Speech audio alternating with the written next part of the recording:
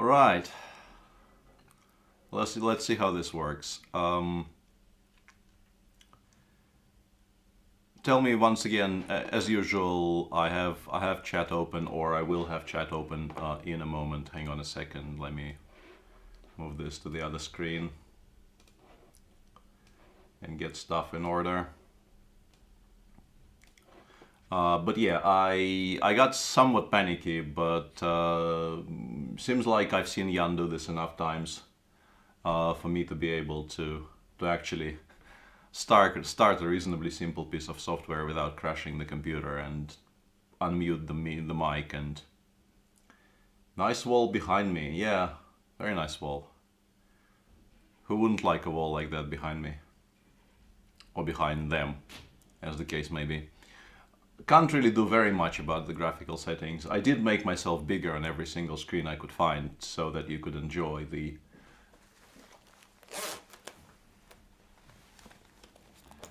new Nakitano, which is honestly, in my opinion, not as good as the old Nakitano, but it's new, so it has that going for it. Well, today is obviously a rest day in Vike, so all of us, apart from poor old me, obviously get a bit of a day off. So I will play for about 2 hours and a bit, and then you can switch, I guess, to watching Jib, which is warming up really nicely, and the openings will just about be finished by the time I'm finished with this banter. Austrian poker player look, yeah, like the German school. Although they go for the entire coverage of the upper face, like it's supposed to completely. It's actually pretty. Yeah, I can do the whole thing. Yeah, let's play like this. But this will interfere with the sound, though, so probably not going to be doing that during the banter, because you probably can barely hear me if I do that. So yeah, 2 hours and a bit, and then the openings in Jib will probably be done, and you can start watching from already reasonably interesting positions. Yeah, let's start with the chess once again, assuming I haven't borked the software, but I don't think I have. Yeah, seems to be working. Could you try the lemming defense, one knight a6? I just learned this name exists. And hello to Misha. I mean, the name is awesome, but knight a6 is such a weird move to make. I'll see if I can find an appropriate time to try that. Why is that shame game there? Take it off. I am going to do just that, Chuck Norris. Don't worry. Have I ever played the Cole system? I have actually played. I assume you know the answer to this, but let's, for old time's sake, let's play some Cole. Why not?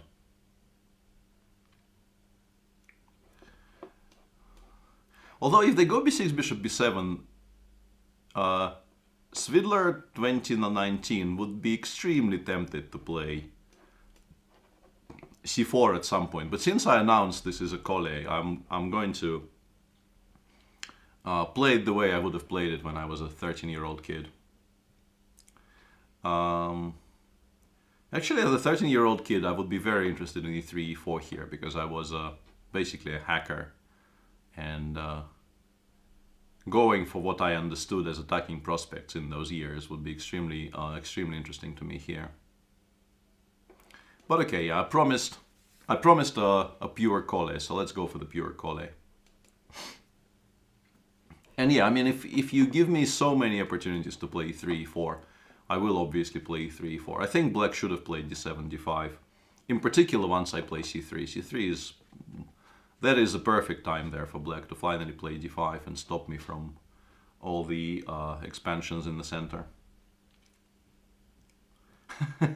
The Collie, one of the openings I dislike more than the London, says Cthulhu. I think that's unfair, because I think, you know, the measure of dislike these days has to be directly proportionate to the amount of that opening you see against you and at top level. And I don't think Collie is anywhere near as obnoxiously ubiquitous as the London. So yeah, I think Collie hate is completely unjustified. He thought you were playing b2, b3, bishop b2. You betrayed him. Yeah, top 10 anime betrayals in game 1 of the Banter. And yeah, I am a horrible person. Could I accentuate the pawn structure ideas? Well, during a Banter it's gonna be tricky, but like if you look at this position, why are you giving me 3, 4 here? Obviously that's the one way I can get my position to resemble something. So why not play d5 and make me work for it? I think it's reasonably straightforward in this particular case.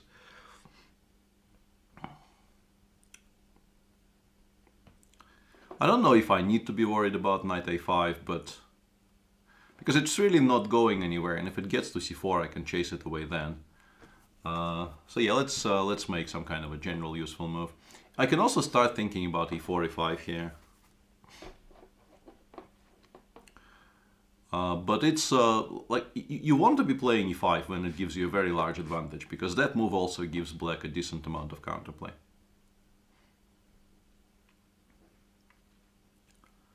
So the feeling has to be it's a bit too early. Yeah, and now we can play b3 and we've won some significant time.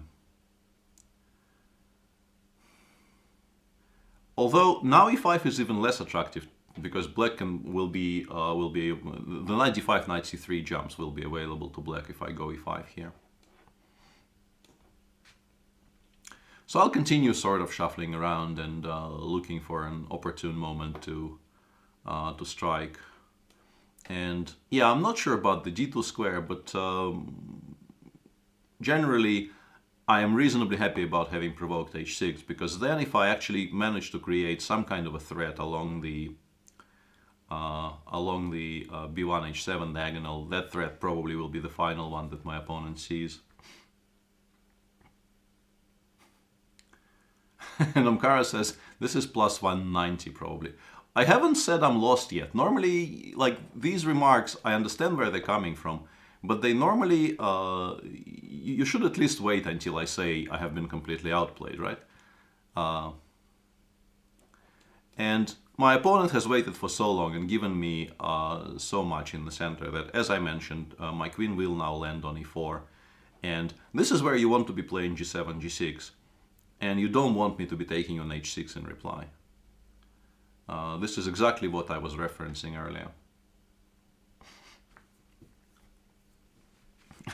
And Chuck Norris says, I checked on Stockfish, this is minus 2.9. Yeah, I will call BS on that one. Yeah, and if we're discussing black's play, yeah, at least one of the rooks had to be on the d file to prepare for e5 breaks. Doubling on the c file, I mean, it's okay in general, but in this particular position you will get mated before anything of any significance happens on the c file. I'm not interested in winning the e6 pawn here at all, I'm interested in giving mate.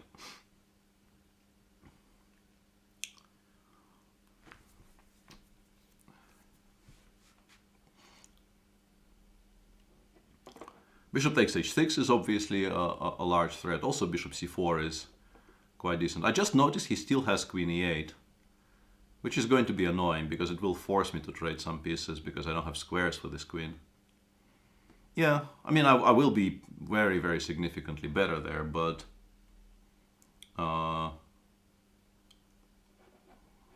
yeah, in some order I need to be playing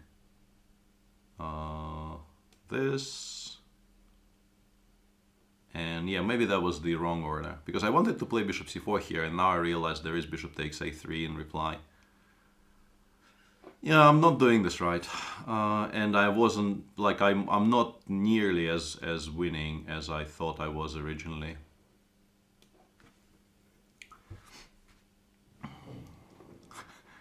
Yeah, and Chuck is trying to scare me. I'm still very, very much better here because of this move bishop before. I sort of planned for this position specifically because I'm attacking this rook and it really has no good squares because I play bishop c4 check next move. I'm still in a very, very good situation here. Haikaru says, when will Grishuk do Banter Blitz again? It's unclear. I think rook e7 actually loses the exchange because now he does indeed run out of squares. Rook c8 was still preserving some material, but I thought I was crushing there as well. Sasha is, I mean, his contribution to the World Championship coverage was absolutely outstanding, but he is his own man, and we would love to have him again, but we don't know if and when that will happen. In the Master Tournament, it will be one day off for every day of games. What Master Tournament?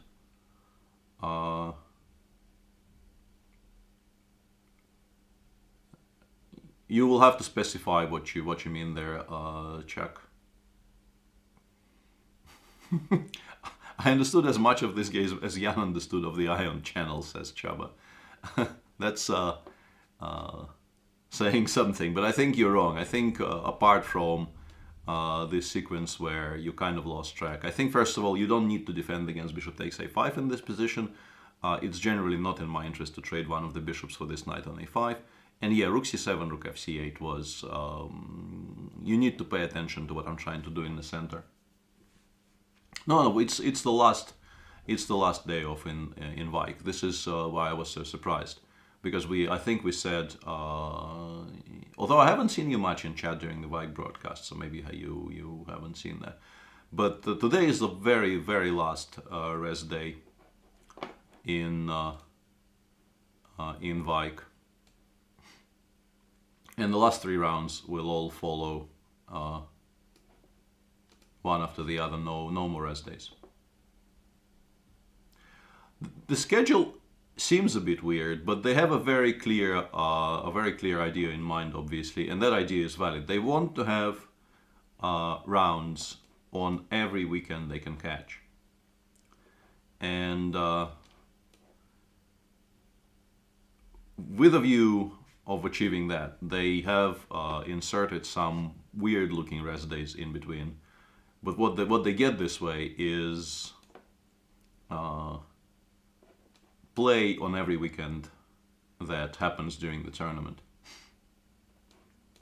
This is an old line which I haven't returned to in ages and ages, and frankly never really studied, because black is not supposed to allow this.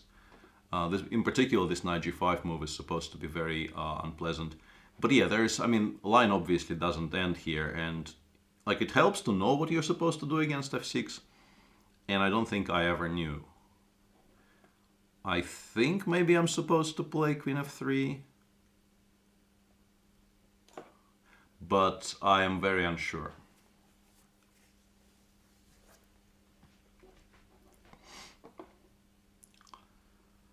Very, very unsure about this. So yeah,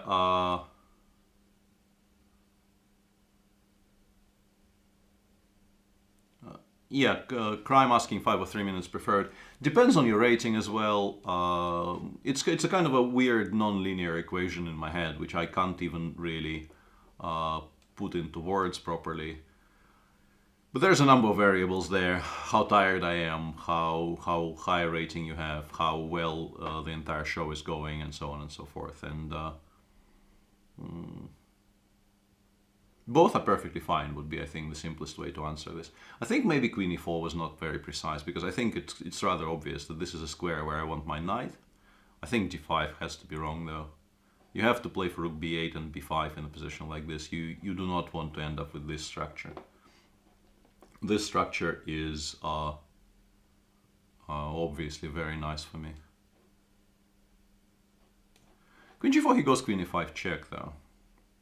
I mean, I can just castle, frankly, either way and have a very large advantage. I was looking for something more concrete, but maybe there is nothing. I still sort of like queen g4 because it makes him make a move which he probably doesn't want to make. Okay, chat, help me out with the what Polborta means and things. Can I play the Old Faithful? I can, probably, if you tell me what that is. From 0 to 100, how tired are you, Peter? I didn't get as much sleep as I hoped to yesterday because the Carlson Anand video, I finished recording it, it was basically 1 a.m. and I still wake up at 8 whatever I do, even if I switch everything off, I put everything on silent so that nothing can wake me up in the morning, and I make a conscious effort to please at least sleep until 9, and I still wake up at 8, and considering I finished recording at 1, I needed to send some messages so that the video gets uploaded and renamed and retagged properly, all these things, and then I had to get to the place where I stay. So yeah, not as fresh as I maybe ideally would have liked, but I feel okay today. I've gone to the gym, did some light workout things. Beck is feeling better. I cancelled the doctor visit that was planned for today. Panther Chess says, are you playing the Bundesliga next time? That is kind of supposed to be... what you're doing is very, very mild... very mild industrial espionage, right? I don't think my team would thank me very much for divulging that info. Yeah, and Chuck Norris is also pointing that thing out. It's not a huge secret, but I'm pretty sure I'm still not supposed to say. So apologies, but can't really answer that question. I think this works, right? Because it's very useful for me, obviously, to trade this rather stupid knight on a4 for the bishop on c8, because then black is left with this horrible bishop on e7. I didn't know Polborta is a Tom Waits fan. It's more or less in every single interview that touches on my music tastes. It really isn't a secret. I have been a Waits fan my entire life, ever since the mid-90s, when my taste in music progressed from listening to whatever crap was on the radio.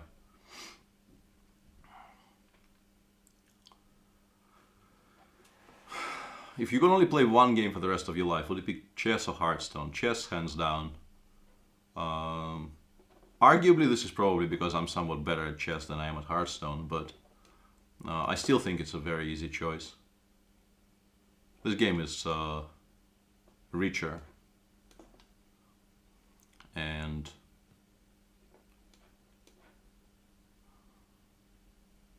more fulfilling.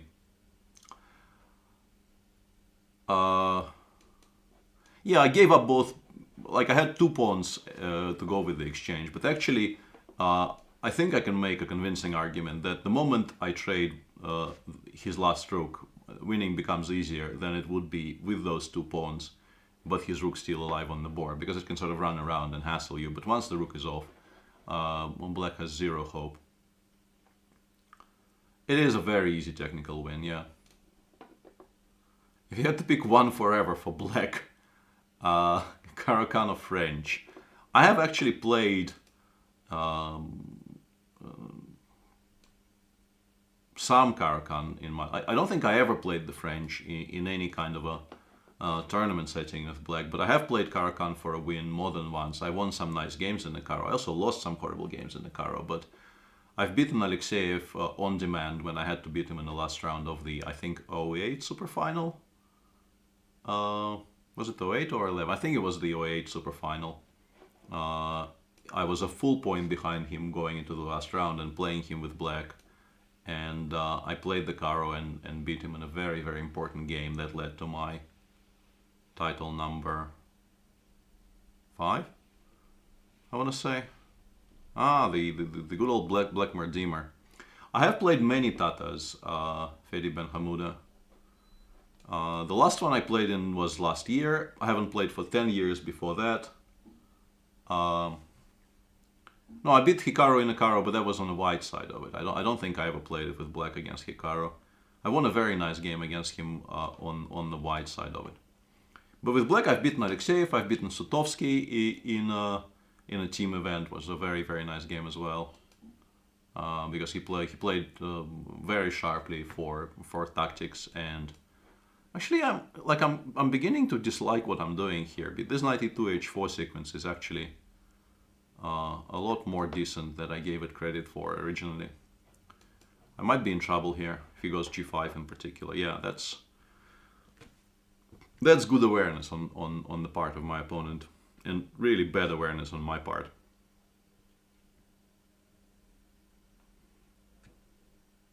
I will actually have to start thinking here. Because like the whole good old Black Mardzimer part of the game, I struggle to take these things seriously. I just they don't feel like they demand respect from move one in my head. It's just incorrect, I think. Yeah, and now like I can play bishop d6, he goes g6, I take on f4, and he has gf7 check as an intermediary move, which is not that great. Or I can play bishop f5, and once again he goes g6, and my center gets broken up. And I have to choose which one of these two I dislike less. Because I actually dislike both of them quite intensely. It's a tough choice, honestly. I think this one is slightly better.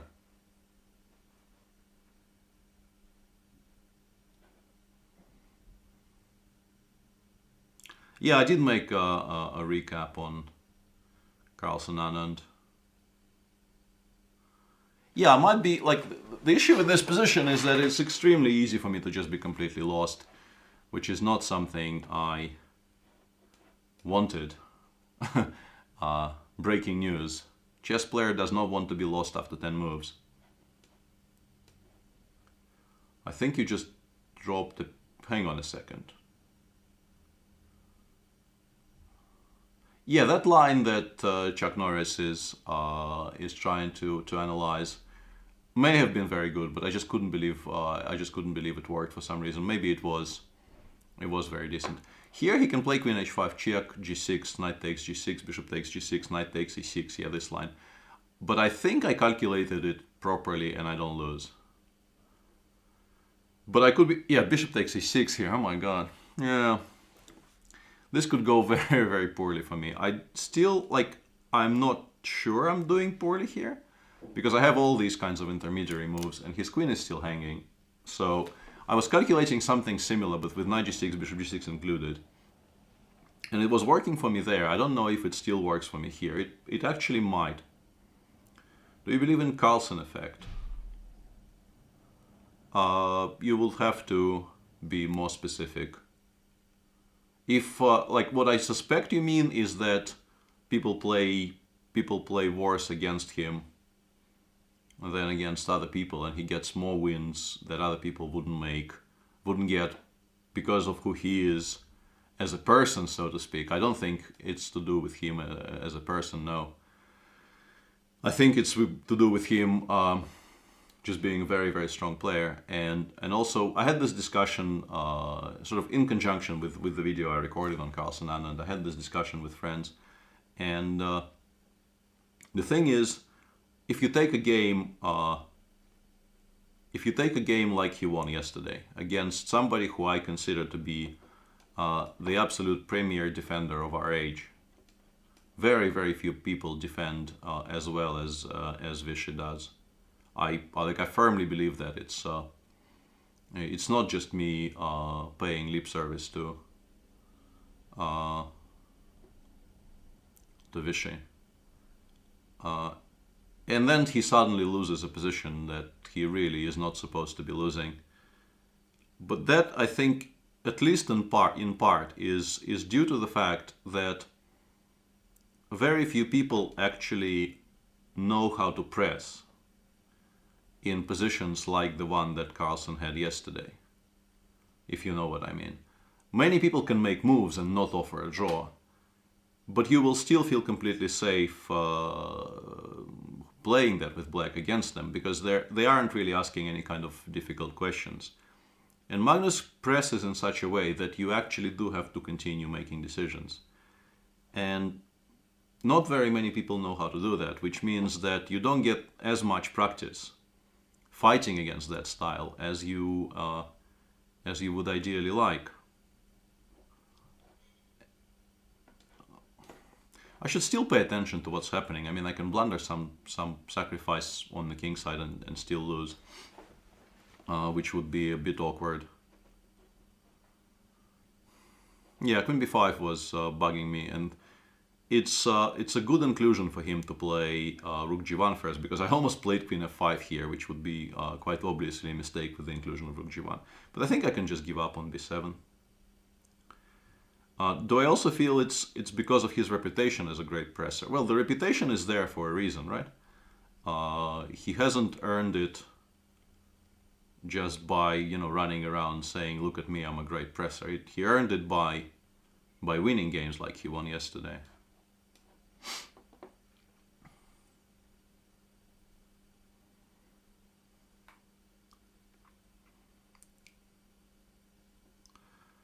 Yeah, d5, in particular now that I'm trading the bishop off, I don't think d5 is that great for white, because, I mean, I understand my opponent, but I don't think he...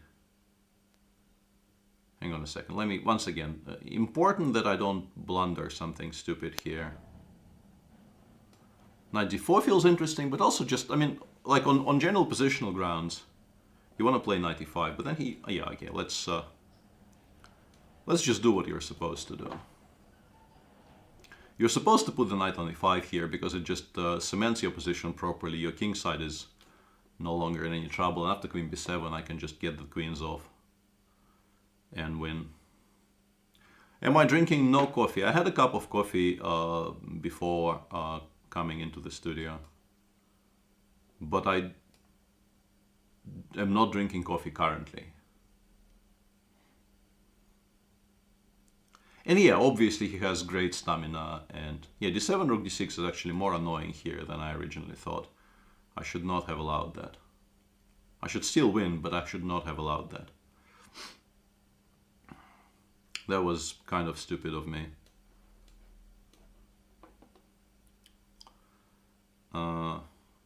Completely missed this move even existed, to be honest. It shouldn't matter, but yeah, I'm missing things here, and it's annoying me. Can I offer everyone's favorite energy drink? Yeah, I think I've stated my feelings on everyone's favorite energy drink.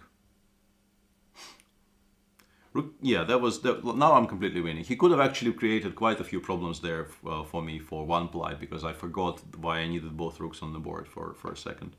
But now I'm just a full piece up, and yeah, the one remaining task is not to lose on time, which I should probably manage with 30 seconds.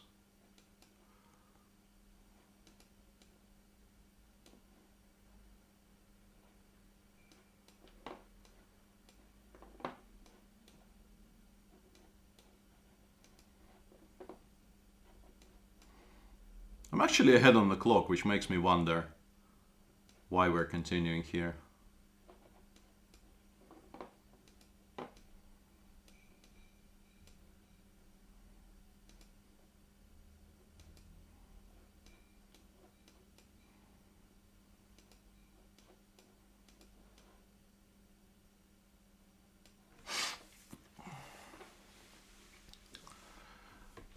Yeah, and I'll show you this one moment, because when I play rook d5 straight away, after, let's say, c4 or e4, I think e4 is more logical. I play rook a5, and if you play b4, I can take on a2. I'm now threatening rook a1, rook g1.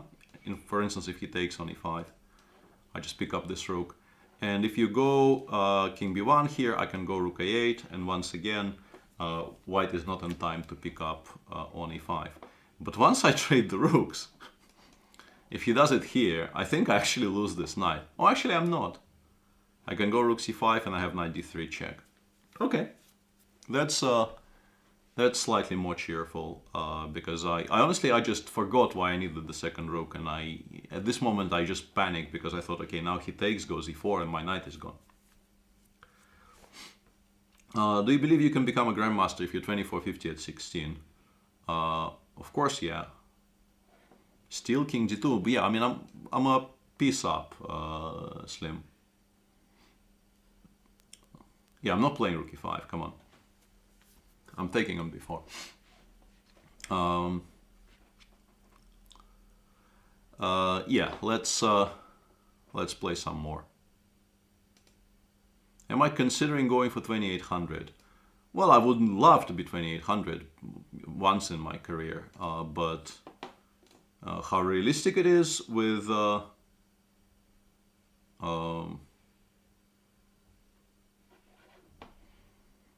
way my, the remainder of my career is structured in my head, I don't know.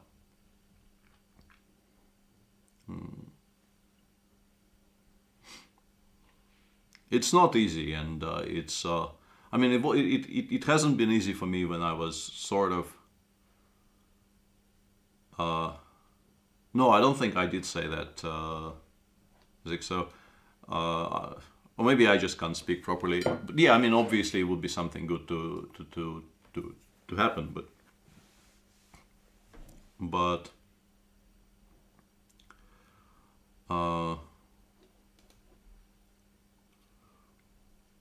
I would have to go on the purple streak of a lifetime for that to be remotely realistic. This, I think, is why you start, although this may be about a slightly different position. But I think you're sort of supposed to play knight c3, d6 for this specific reason, because you want to be able to play knight bd7 after bishop b5, so that you take on f6 with the knight and you don't allow e4. No, I used to be 2760, Chuck Norris. I am now 2737, which is a smaller number.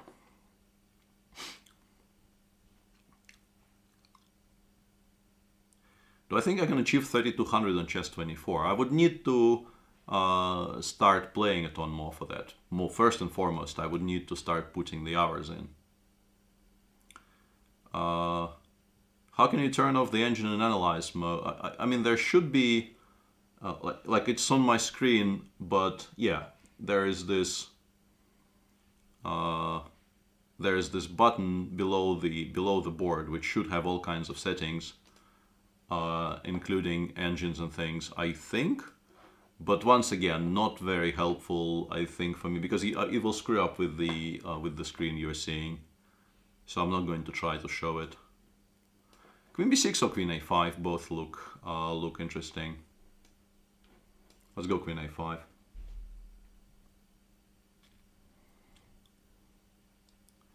You have to win 78.5 games against 1500s. Yeah, I mean, that plan has been discussed. That plan has been discussed, and I think people have done, well, not the entire stretch. Nobody, I think, got to 2800 that way, but some people got to 2700 or above, doing parts of that.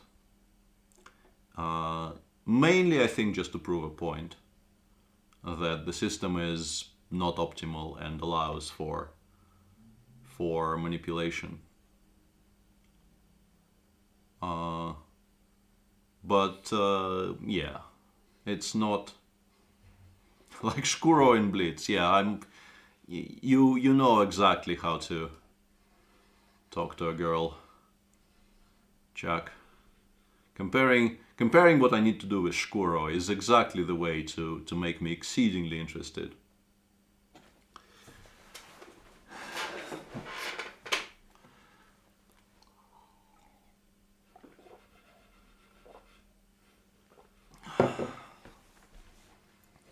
Yeah, I probably shouldn't have allowed any of this.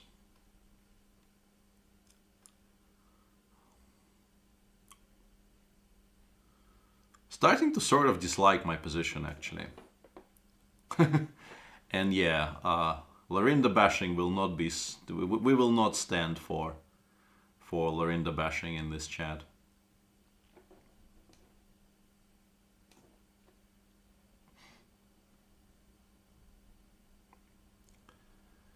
I wanted to play g6 here, but I'm kind of worried about h5. Might still be semi-okay. But I am in a much bigger mess than I think needed to be, considering how the game looked a few moves ago. Also, I need to chase this queen away from d5 somehow. Play h5 yourself. Modern problems require modern solutions. Good point, well made. Yeah, that cast is happening. I don't know which game. It's likelier to be Hearthstone, but that cast is happening. We just need to figure out how.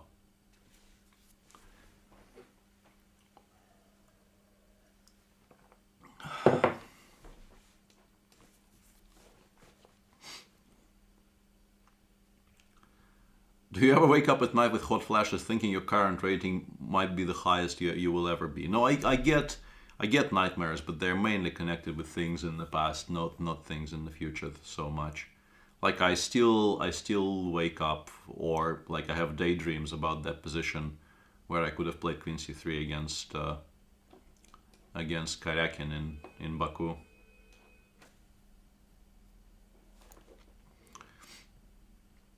And I think this will continue being true for like the remainder of my career. It was so painful.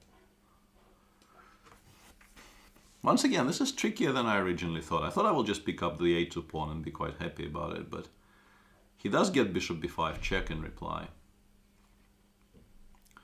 Yeah, this is a ton trickier than anticipated. Well, it very much depends on what your rating is, I guess, Manusvag. And also, the stage of your career, I think, is hugely important, because you start off not really caring about it at all, I think, because you know it will come and it's only a question of when, and you just need to improve.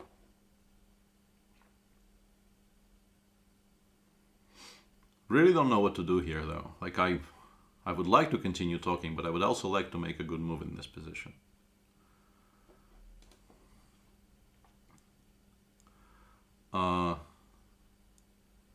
And then once you get somewhere, it starts mattering, because there definitely is a point in your career where, like 2680, you're probably not getting invites, and 2710 you start getting invites because you're the new hot young thing.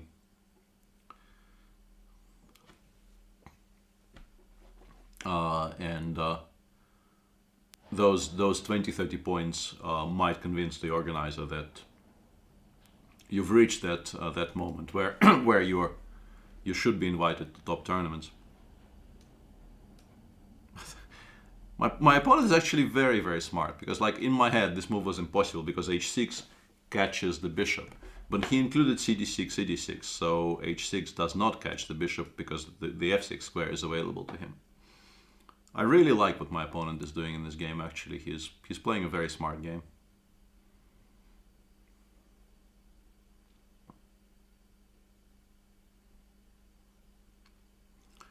I should still be okay, I guess, but just wanted to point out that very, very sensible things are being done by my opponent in this game.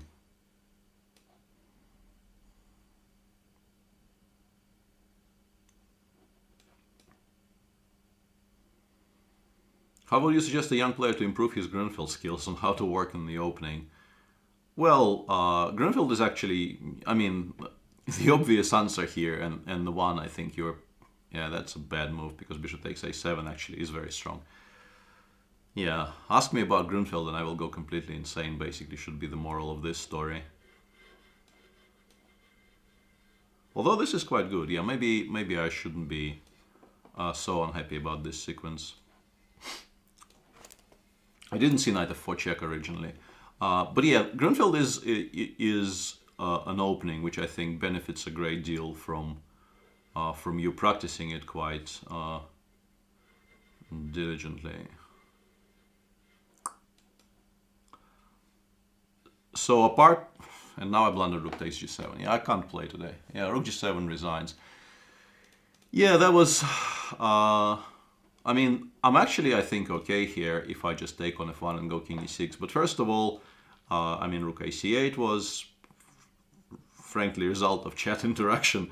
And then, yeah, the moment I took on e4, I realized this is horrible. But I think if I take on f1 and play king e6, rook a3, or let's say rook f3, rook c4 with the idea of rook a4, I should be fine. Road to 2600, says Zixo.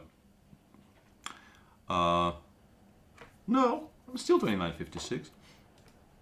Actually, that's a lot higher than I thought I was.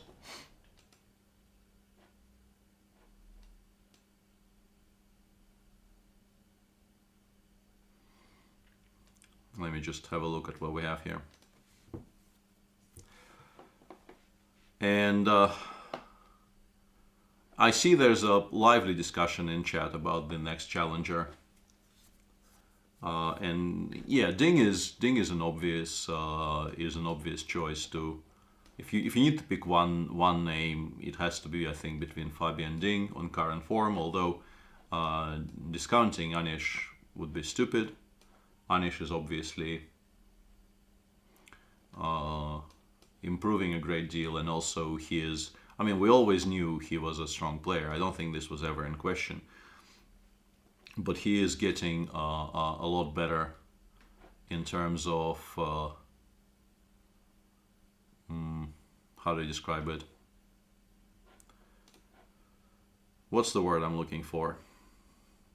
For some reason, the word that comes to mind is morale, which is not really exactly what I mean. I'm kind of wondering if knight f5 is very strong here, but my guess is my opponent knows what he's doing, so probably not. And b3, queen b4 is kind of annoying, but I'll play b3 anyway. What I was not combativeness. I once again, the whole Giri is a non-combatant storyline. I never really bought it, and I continue not buying it. I think it's just wrong. But I was very, very impressed with how he replied to losing in the first round with white in this current tournament. I think it was hugely impressive. I think very many people would have at least taken some time to kind of lick their wounds and you know, that was just such a horrible game that he lost to Jan as well. Not just the loss with white, but the fashion in which the loss happened. And he just continued playing as if nothing happened. And once again, in this position, I guess after rook a8, I could actually be losing some material because my pieces here are extremely shaky. There's always this queen b4 idea, which luckily for me I have the knight a2 in reply. But yeah, like I wouldn't be surprised if black had a clever way here of attacking my light pieces, which just picks up material. I don't see it yet though. Something good for me here is that I've been thinking about this for a while and I can't spot it. So maybe it's not there. And yeah, Mr. Dodgy says Anish seems more confident now in play, not just interviews and Twitter nonsense. Yeah, that's also the impression that I had, that something clicked somewhere and he is now genuinely a lot better at handling the pressure, and now I feel like I should be winning somehow. These things go horribly fast in positions like this. Like there's so many things here which look extremely attractive. And one of them is actually quite spectacular, so I'm very tempted. No, that doesn't work. Okay. The spectacular one definitely doesn't work because I figured out how to refute it. Let's go for something non-spectacular then. And yeah, bishop g7 always. Yeah, bishop g7 is. I was looking. I'll show you what I was looking at. Bishop g7, I think, probably is a bit too optimistic here, but there were some very nice ideas there I could have tried. Uh,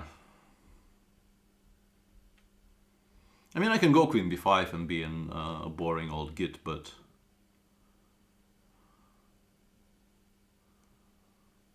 it might also, like, the unfortunate thing about queen b5 is that it might also be the best move in the position.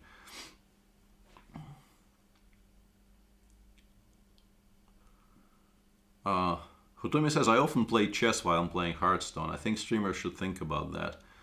Well, depending on what time control, and also, yeah, that doesn't work. Yeah, the line I was trying to calculate here was rook a d1, knight d5. I wanted to go knight e6. I think black has to take, and I can play queen g4 here. And if not for the fact that I blundered queen takes f2 at first, which is kind of an important detail, I think black will find it very difficult to defend this knight on e6, because you cannot really move the knight from d5 because of rook d7 ideas. King f7, I think, loses to queen f5 check. And I was very happy about this geometrical idea until I spotted the fact that he just goes queen f2, queen f5, and I resign. Yeah, but then he just helped me out there a little bit by blundering a full piece, so that was useful. Following the cricket in the Caribbean, yeah, I am not as closely, obviously, as I would like, and also somewhat annoyingly, the service I used to, I was a subscriber to something called Willow.tv, which you paid like $100 a year, and you got all the cricket you ever wanted to watch. In good quality and not pirated, so no buffering, no having to switch streams, none of that nonsense. And then at some point they decided they do not like the idea of yeah, I think I'm not doing this correctly. Pretty sure I'm not doing this correctly. I think I was supposed to play g3 a lot earlier than I have, and also playing the King's Gambit against somebody rated 2600 is probably not the wisest idea in the world. I don't know why I keep on doing this to myself in every single banter. I understand people kind of ask for it, but it's still no reason to suffer to such an extent.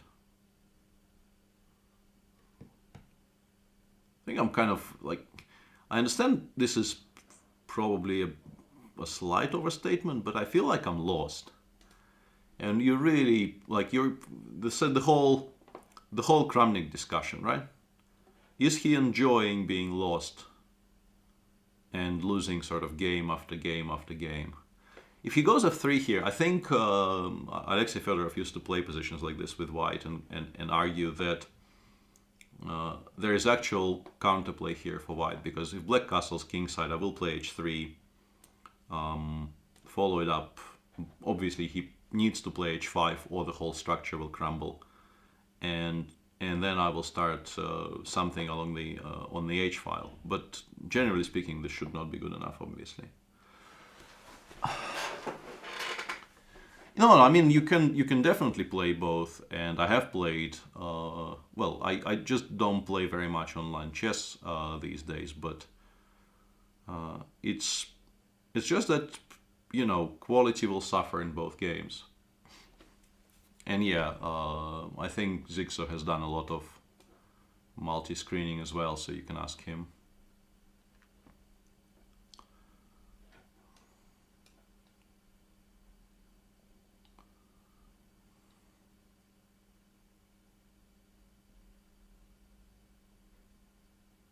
Do you think Vidit still secretly works with Anish? I don't think there would be a shocker of any kind.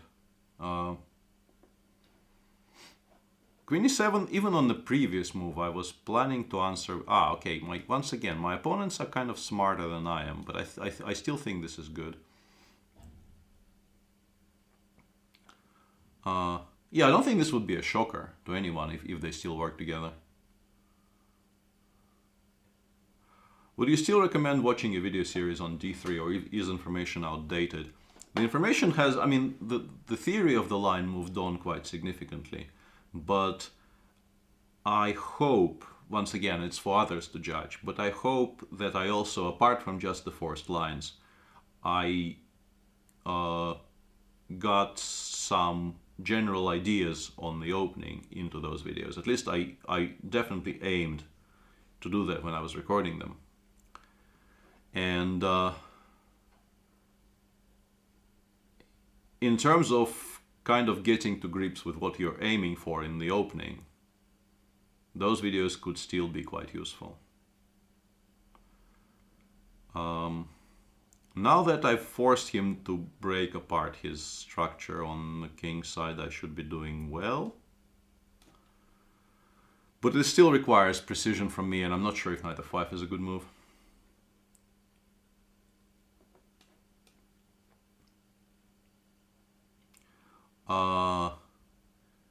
I will not read the entire question, KJJL, because it's long and... well, mainly because it's long. But, I mean, it's a valid question, but once again, I'm obviously very biased. I love my city and I think it's quite welcoming for visitors. But, like, my impression would be, if anything, things have improved. But then again, like, I don't know if you can trust my view on that. Maybe I should have included rook e1 check at some point there. Okay, let's not lose on time though.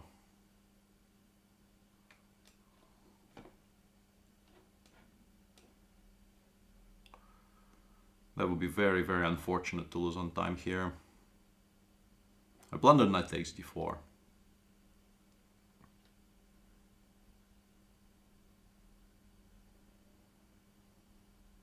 I no longer have any idea what's going on. I could be doing quite well. I could also be... Also rook f8. Yeah, rook f8 just kind of wins, yeah?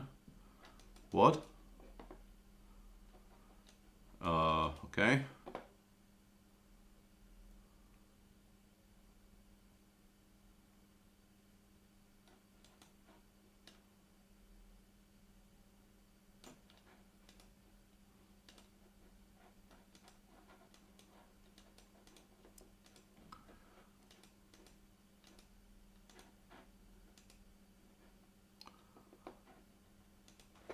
Yeah, a bit of a a bit of a click fest at the end there. The position after bishop takes f7. I think first of all, probably I thought I was very clever playing rook e1 first, but maybe taking on h6 is better.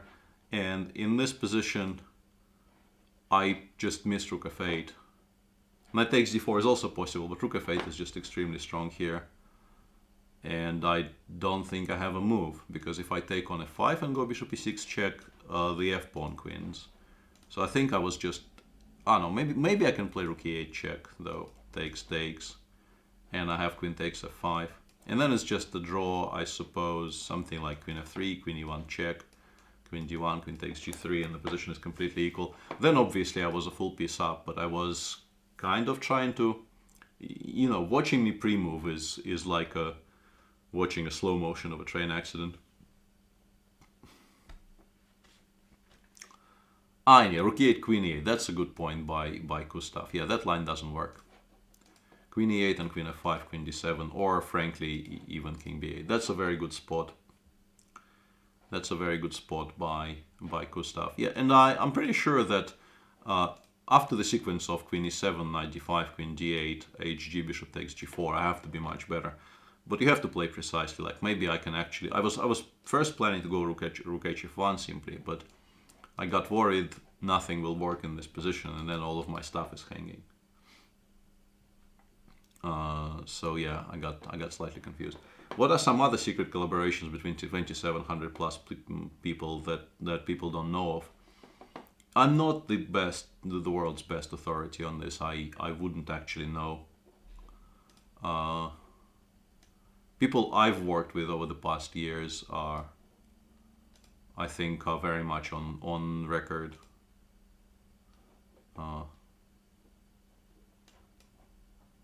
I think Carlsen generally, at least at some point, gives some hints as to who he's worked with recently. So it's not as big a secret as it maybe used to be. But obviously there are collaborations that nobody hears of. But then once again, maybe somebody would know, but I'm not that person. So what happened to that streaming service that you? Ah, yeah, that's what I was talking about. I was trying to pick up the thread of thought I was on. Uh, and hello to Ibiza. Uh, yeah, this is the. I wanted to try this because it seemed like a very curious move. Um, at some point, they just told me your location is listed as Russia. We are not licensed to broadcast to Russia.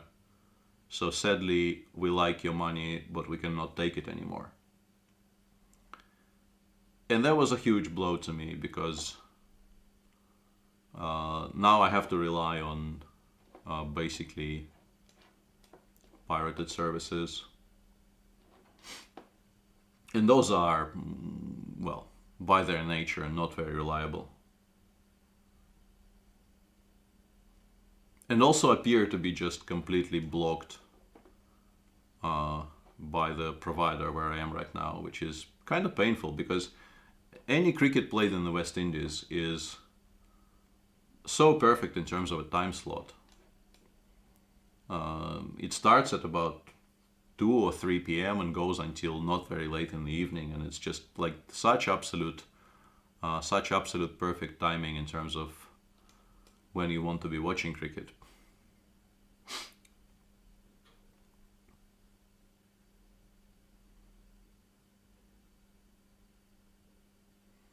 Yeah, those 3 words each things are not my cup of tea. I should be going after the a5 queen here somehow. Some kind of a c5, c4 sequence should be very strong at some point.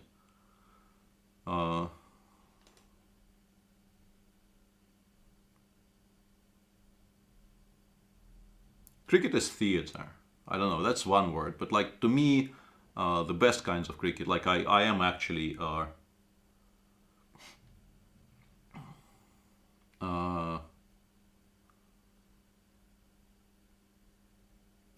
I watch Test cricket for preference. So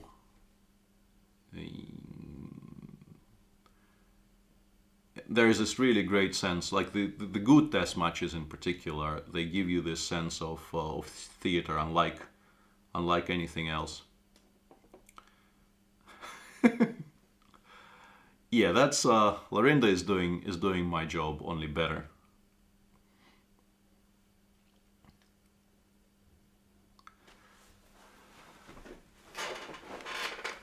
See ball, hit ball is a decent way to approach cricket for sure. Where are you currently, Peter? Hamburg? Yeah, I am in Hamburg. I'm also very, very unsure what's going on here. Bishop c6 was a clever little move because obviously I want to play c4, and bishop c6 prepares the a4 square for that piece. f5, like I'm not sure what my opponent means if I just take and say I am now pawn up. The kind of a, once again, defaulting to the boring old git persona. I blundered the c5 pawn here. I'm hoping he takes on a2, although actually even that is very possible. But yeah, this is the move I missed, and it's a bad miss because it kind of completely destroys any hopes I had for advantage here. I think, maybe not completely.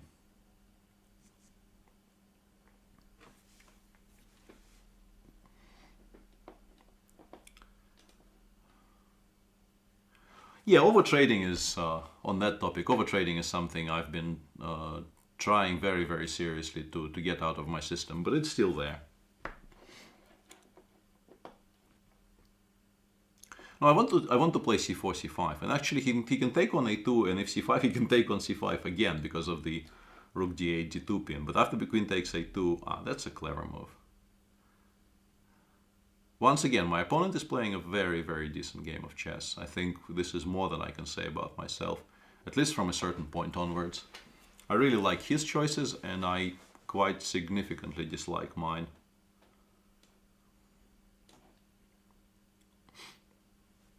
I think he's just better now if he plays something like rook f8. His king is safer. Although after rook f8, maybe I can be... Yeah, this allows c5. This is... this makes me breathe a bit easier here. Although after bishop f4, maybe I'm still worse.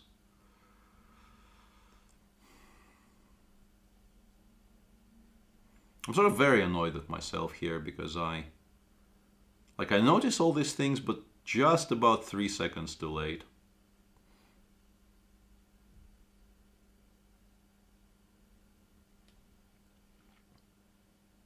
Bishop c5 again, I think I could play bishop c3 and not lose. That was, I didn't blunder it the second time.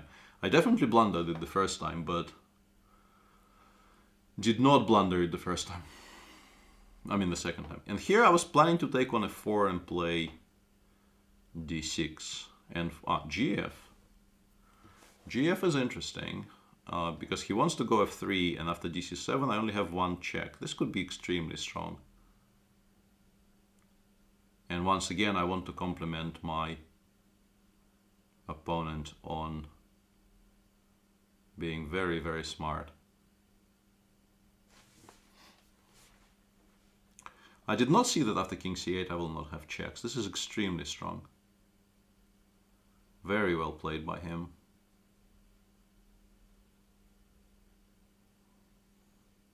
I might just be completely lost here because there's really no efficient way for me to stop f3 apart from rook f1. And I mean, I'm not saving the game after rook f1, but I don't want to lose on the spot.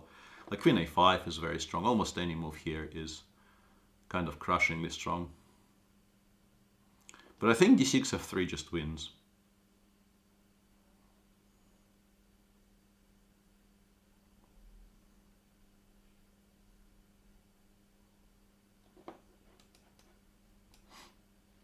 Slightly surprised by rook g8 because I thought there's really no need for him to be luring my queen to a better square. And this is no longer that horrible at all for me. I might be quite okay.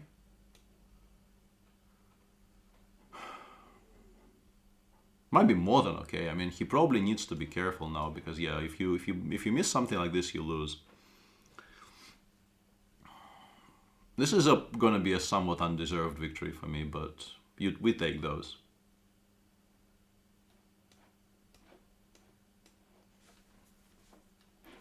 We take those. And yeah, I must be doing quite well here, but bishop e4 is a move I made sort of with, like, you probably play something like bishop e1 simply.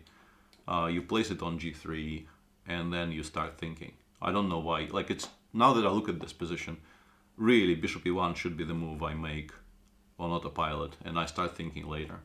So yeah, not playing this was a horrible, horrible mistake.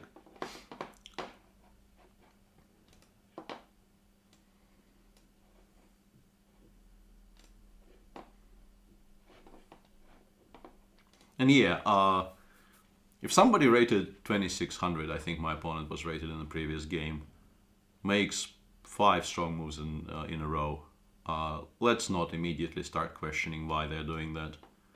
There's a lot of very decent chess players out there, and let's not subscribe to the mass hysteria.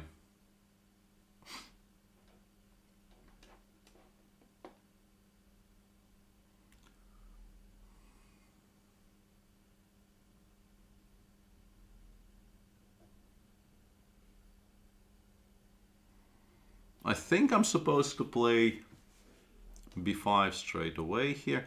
Yeah, but this is this position that I had against Luke, right?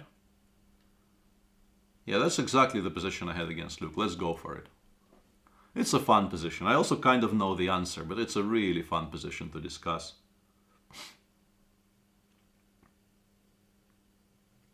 How will we ever solve the stream sniping crisis in chess? Yeah, that's a burning question of our time, Nizahe. Well, frankly, almost anything over PewDiePie. by this point. Not a fan. c4 is, I think, supposed to be a forced draw, which is probably not something this stream needs. So let's play something else.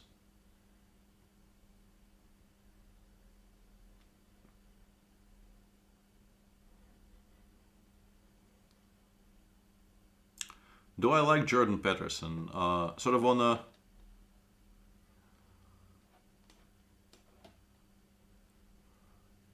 Normally I wouldn't, but I have a feeling he's a smart person. And I have a feeling if you take emotion out of it, he will turn out to be less wrong about stuff than people suspect, judging by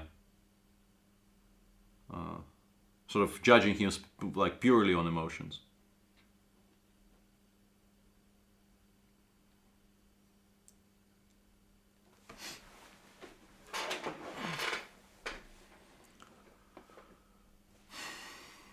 Yeah, I think you're supposed to play d3, and we get this position that, for instance, was played, I think Luke McShane himself had this against maybe Nepomniachtchi in the Olympiad and some other games as well. Nakamura, I think, played this against Grishuk, definitely once, maybe more than once.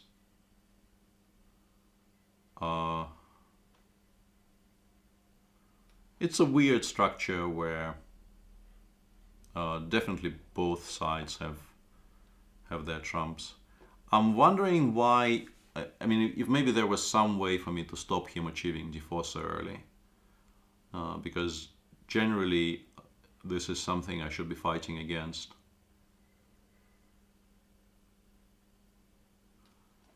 I want to try something very, very risky, which, oh no, that only works with the bishop on g3.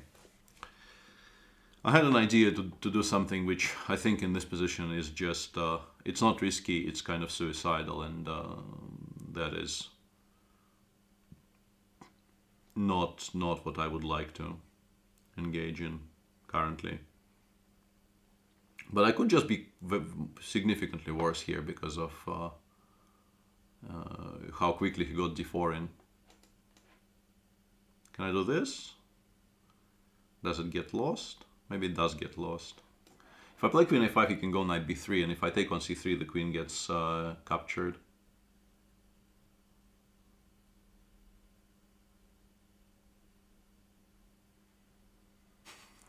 Let's not talk about suspect personalities in chat. Only exception being Jan. Yeah.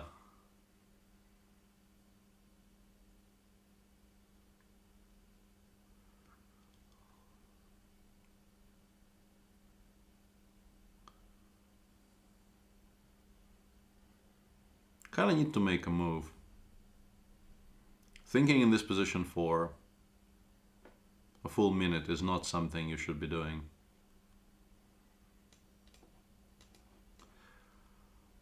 This is not great what I'm going for, but I just need... like, this is a situation where I've spent so much time on this decision and still haven't come to any kind of a conclusion. And at this point, you just need to start making moves of any kind.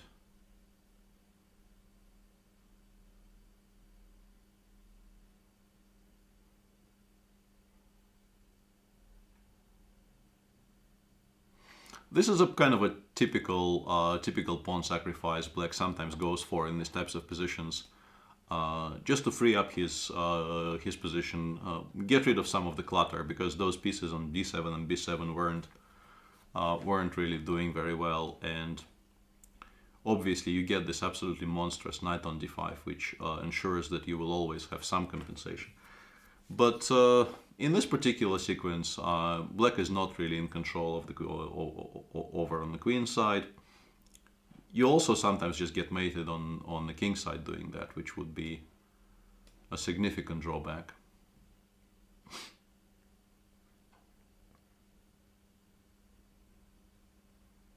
Do I think some of the mainstream openings are lost by force with perfect play? No.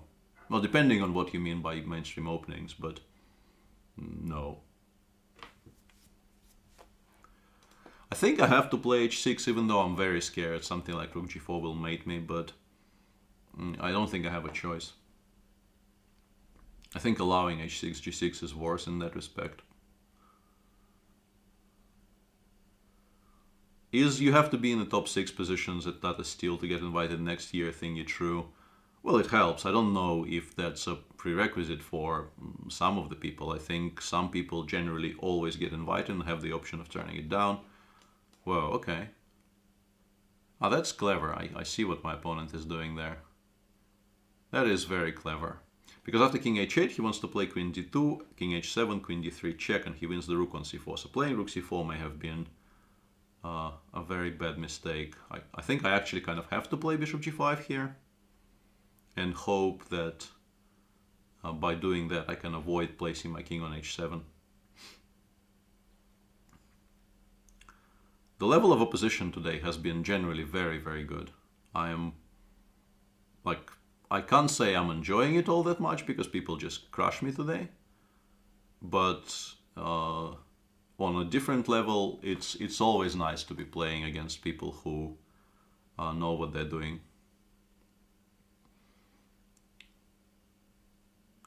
Yeah, I think King's Indian might be the one big exception to the rule where the argument that it might just be horrible is not ridiculous. I think it would be completely ridiculous in every other case, but with the King's Indian, maybe not as much.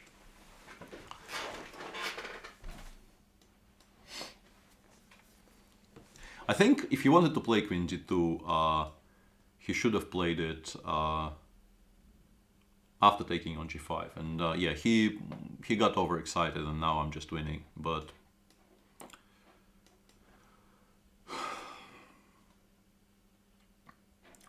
yeah, this is a very curious position because I think white should be winning by force here. Like knight g5, hg, and queen d2 was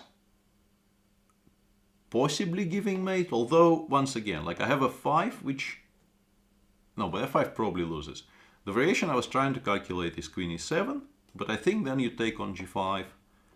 And maybe I can play king h7 here, using the fact that the rook on g5 is now hanging. And if he gives a check, I can go king h8. And if he takes, I can take on g5. So I think after bishop g5, even if white has a win here, it's not trivial. And once he gave me queen d2 f5, I think I was already at least fine.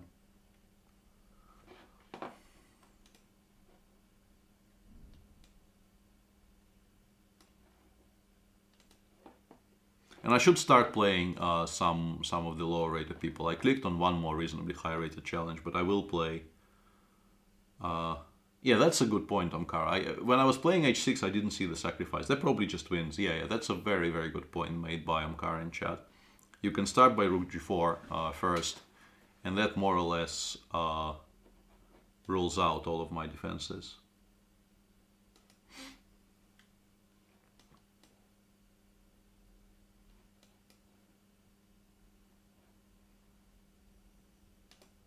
What am I playing these days? Yeah, this is a funny position because there's all kinds of move orders here which are like, they all kind of flow into each other, but they're still significantly different, and there is definitely a point to learning exactly how you're supposed to. Maybe I play queen c7 first, I don't know.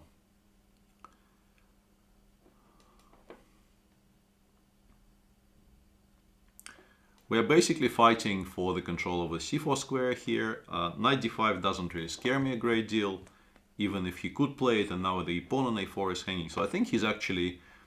This is a kind of a dream scenario for me in this line, where white wants to play knight c4 and then transfer it over to e3, and I am actually making very decent progress here towards not allowing that ever to happen. I don't know if I should be inviting him to play f3 in this position, but it doesn't feel like such a stupid idea, so I will do it. What is a stupid idea is what I was planning to play here, but yeah, probably asking him to play f3 was just wrong, because now his play, like, I would be threatening f4 here if I didn't do that, and that is a very, very large difference and a very, very large mistake on my part. Yeah, bishop g4, bishop e6 was just a horrible sequence of moves.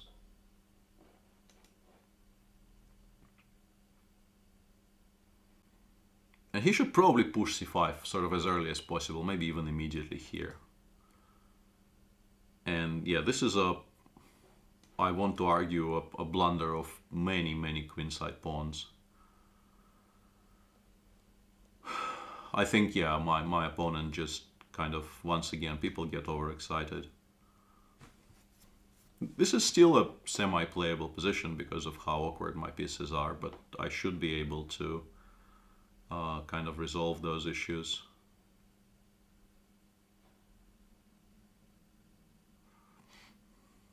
I would like to play rook b8, but then I lose the f5 pawn, which is why I'm still thinking here.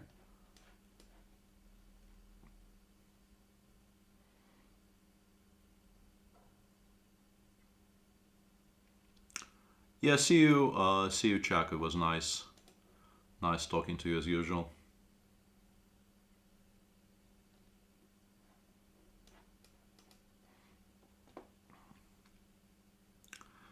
And yeah, I keep on sort of drifting in and out of the conversations happening in chat, but like, the idea that the King's Indian might be bad is not as revolutionary as people are taking it to be, and you know, they are very offended on the behalf of the opening, I guess in large part because of the whole Fischer mystique.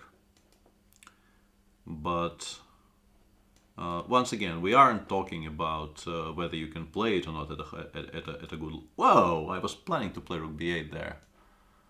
That was just a misclick. I lost what probably is not going to be an important tempo, but still, that was never supposed... I wasn't planning to go rook a8 there. But yeah, what I want to say is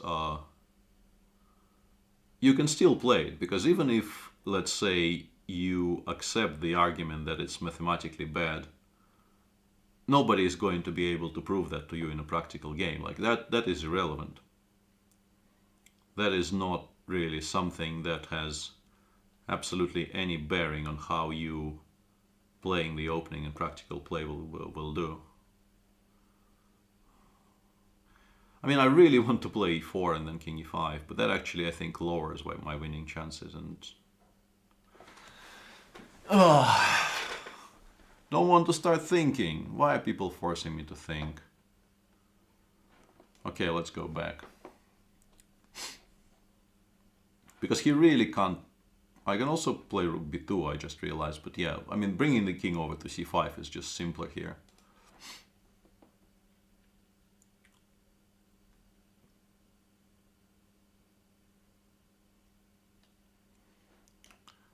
It's one of those arguments which really has very little bearing on practical chess.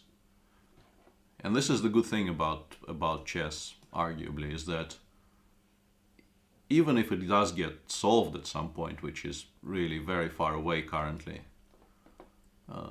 nobody is going to be able to reproduce the solution, so why should we care?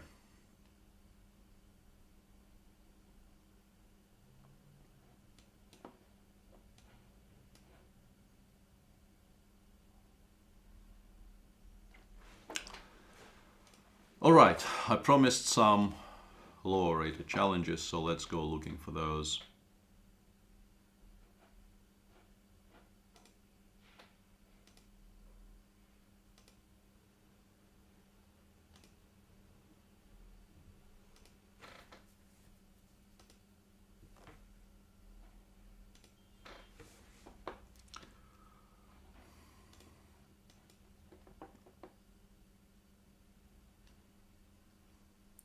Yeah, I don't think, you know, it's not something that's going to happen during our lifetimes, I think, and probably not during our kids' lifetimes either. I mean, I'm not sure what that game is called in English, where the side that gives away all its pieces first wins. Loser's chess, I guess? I think they recently solved Loser's chess and published all of their analysis. If you send me a link, Betsy, I have not seen it yet because I keep on forgetting to check Telegram. So if maybe you could put the link in chat, people I think will appreciate it anyway. But I mean that is a huge event in my world because I really like Dan Smith, but the idea that he can actually beat Shaba is striking.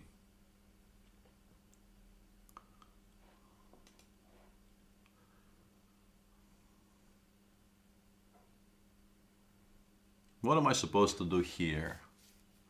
Because I'm pretty sure black is not supposed to go h5 and h4 in this line of the Taimanov, but thanks, yeah. Okay, it was in the Pro Chess League. That explains it a bit better, but still doesn't really explain it. Let me check that. I hope that doesn't break the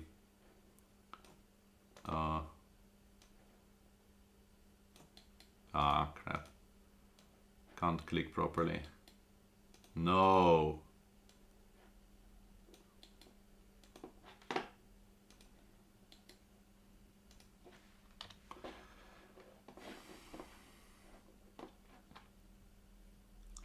Yeah, I'll have a... Okay, so who played the Alekhine? This is very curious to me. And this is me fanboying out. Because Dan Smith is an awesome poker player and also a very, very, very good dude. And I'd love to actually meet him one day. And him beating Shabalov is... Yeah, it's quite something because... I mean, Dan is quite decent at chess, but Shabalov is a legend. Let's go for something at least mildly crazy here, right? Because we are having fun. Okay. So I'm looking through the game and yeah, it seems like Shaba took quite a few chances early on, but his position seems perfectly... Okay, Queen d4, g4 is a good transfer. But okay, probably should concentrate on what's happening on my own board. Don't think just take the knight. Yeah, I think it actually is the correct approach here.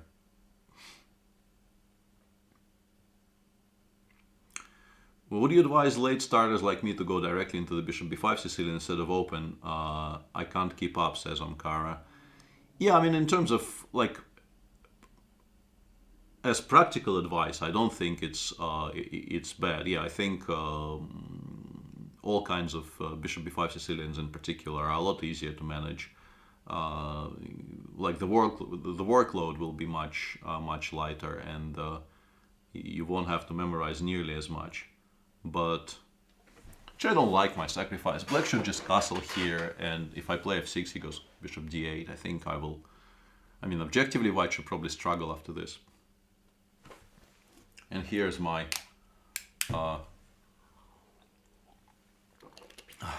weirdly colored drink. Yeah, I don't know how to... We need to justify that. I think the way to justify this would be to play extremely slowly. And by slowly, I don't mean speed. I mean something along the lines of bishop d4, followed by queen f2, queen h4, f6, and quote-unquote mate. I just don't believe it's mate. That's the big issue with this plan.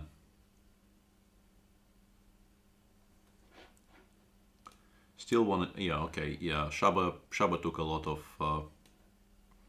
of risks in that game.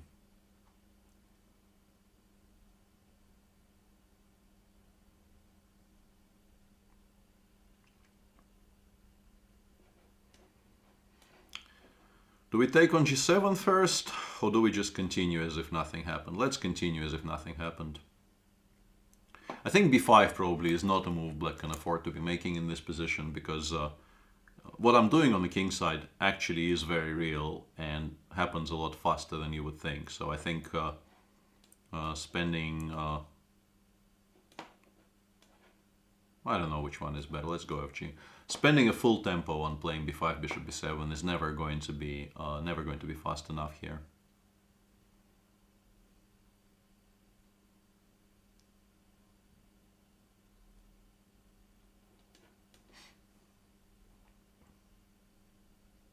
And now I'm just very trivially winning, because obviously my plan kind of came to fruition without very much getting in the way of it.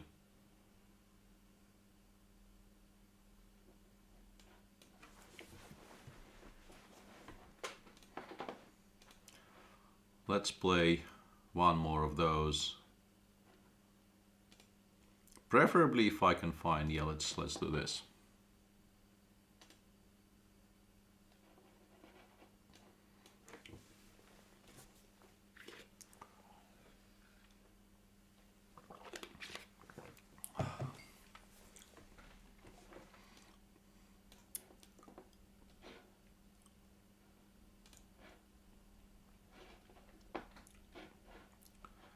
So what am I missing in chat?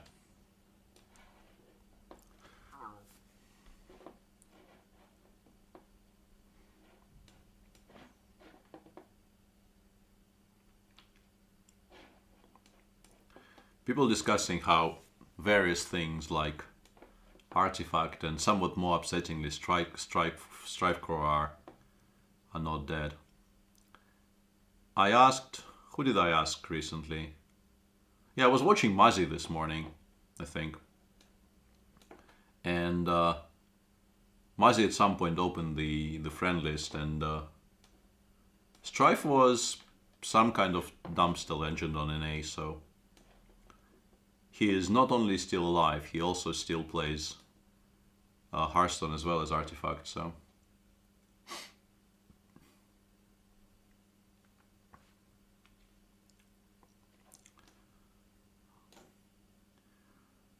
This is sort of the absolute main line of this variation. I played this myself with black. I think I had a game against Fabiano in this line. There's a weird position where you're supposed to play Queen f2. Maybe it's this position actually, but I can't recall. I mean, the main line goes something like g5, knight h5, rook g1, and then you try to go for bishop h3, bishop g4, and black tries to do something about it. It's a really weird variation where it looks like white should be doing really, really well, but he probably isn't.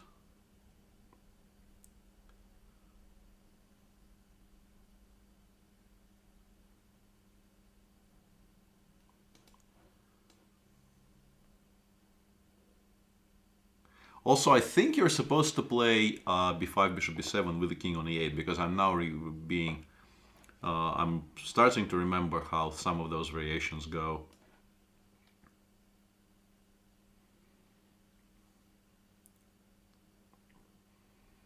And that there's a line in particular, like if you play b5 here, I play g4, I can't make moves for my opponent here. Can I? No. Okay, we'll wait until the game is over then.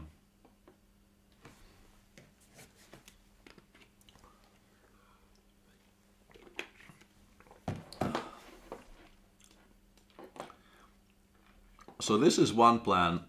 Actually, probably I should have played king b1 earlier, yeah, because now I'm maybe a bit too late. I need to obviously not blunder bishop takes g5 followed by queen takes c2 mate.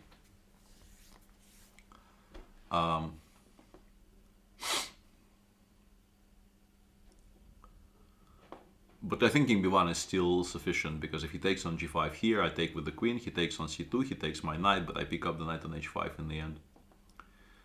Peter, why Kramnik keeps losing in Tata Steel?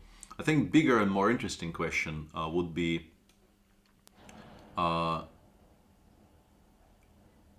why did they think it was a good idea to interview him yesterday? When I was preparing my video on Magnus's victory over Vishy, Jan was sitting in the seat that I'm sitting in right now next to me and preparing his vid on Jordan van Forest's victory over Jan Nepomniachtchi. And he was also watching, I guess, the official feed of some sort where they published the post-game interviews. And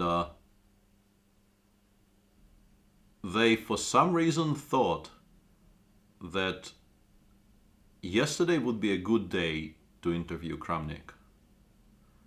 And I mean, I understand it's part of his job and all that, but still, that is, I think, unbelievably cruel. In particular, in a round where there were so many other things you could talk about. There was really absolutely no necessity to torture him additionally by asking him questions on, like, Vladimir, this tournament is not going so well for you. Yes, I noticed, says Vladimir. And questions of that nature. And I mean, just leave the guy be. You probably can guess reasonably confidently he is not enjoying life at the moment. So why do I'm also let's speed up here. Losing this on time would be unnecessary.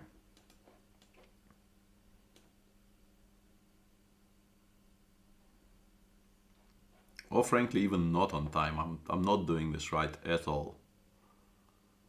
What? Is this one of those "this is not how chess works" Lawrence moments? Yeah, okay.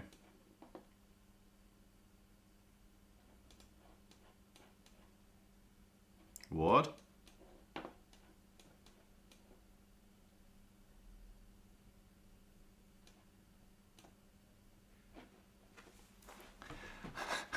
Yeah, I mean,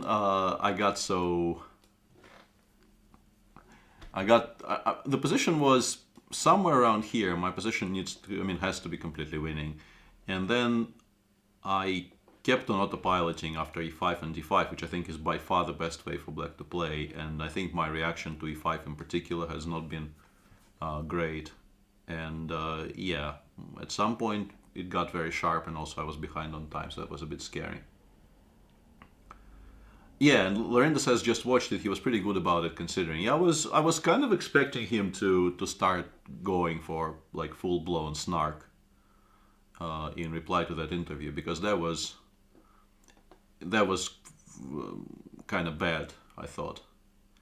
And it doesn't surprise me that his reaction was perfectly fine, because by this point all the top pros are basically, at least to some degree, reasonably well. Whoa, that was a misclick.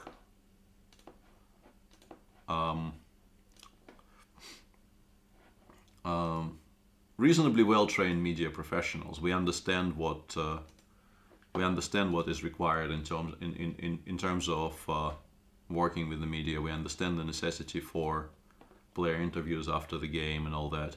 But in a round with, I think, 4 decisive games, or maybe even 5, cornering Vlad and asking him how his tournament was going felt like they really had enough subjects for an interview there. And yeah, Omkara played a good game. I mean,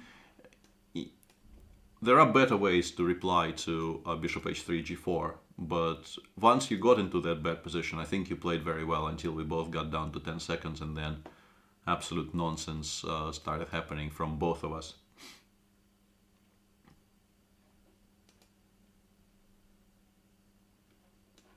You managed to get a meme out of him, Omkara. Yeah, that did happen.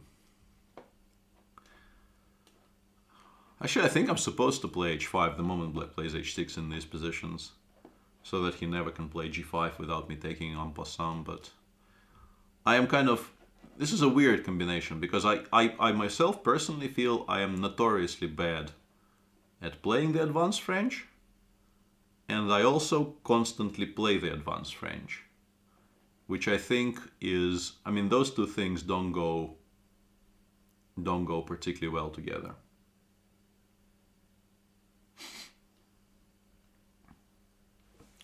And Kostis Megalios says, I'm just not ready to accept the disrespect that's going to be directed against Kramnik. Yeah, I don't disagree. I think there will be a decent amount of bashing aimed at him after this event, and it's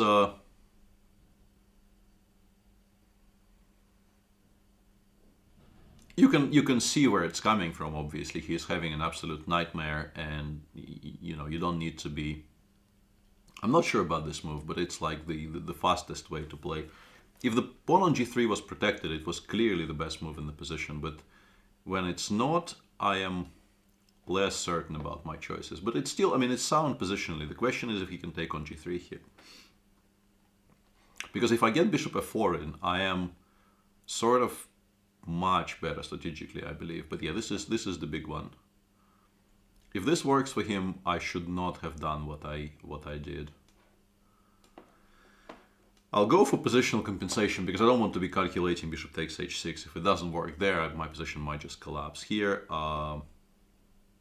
The plan kind of is to play, I don't know, king h1, maybe rook g1, knight e5, and go after the h6 weakness. But yeah, I think maybe I could have prepared this for one more move. I mean, for in particular, including king h2 before I play f6 would have been perfectly reasonable, and no real reason not to have done that. It was just me wanting to speed things up here.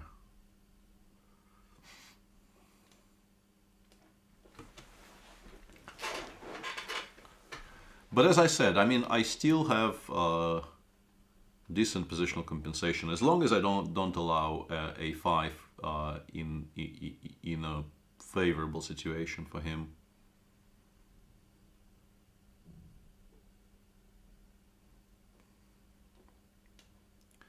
I could also now do this, because I think I've actually gained a little bit of something compared to the previous position, which I could play knight e5, but this is extremely risky, because if this doesn't come off for me, I will obviously end up regretting it a great deal. But I've won the tempo here to go rook g7 in a more favorable, yeah, this is actually costing him a tempo instead of winning him a tempo, because he cannot take an f7 as hanging. And now I can play rook h7 and pick that pawn up, arguably. Oh, I missed bishop d1. Completely missed bishop d1. And once again, today has been the day of people just outplaying me left, right, and center. And we see it happen again. Yeah, that's a very good spot by my opponent. I am more or less lost now because, and I can't even play rook g2 because of bishop f3.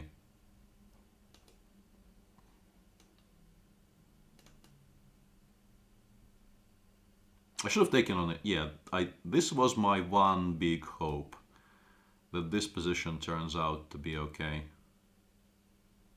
because of how strong the pawn on f6 is.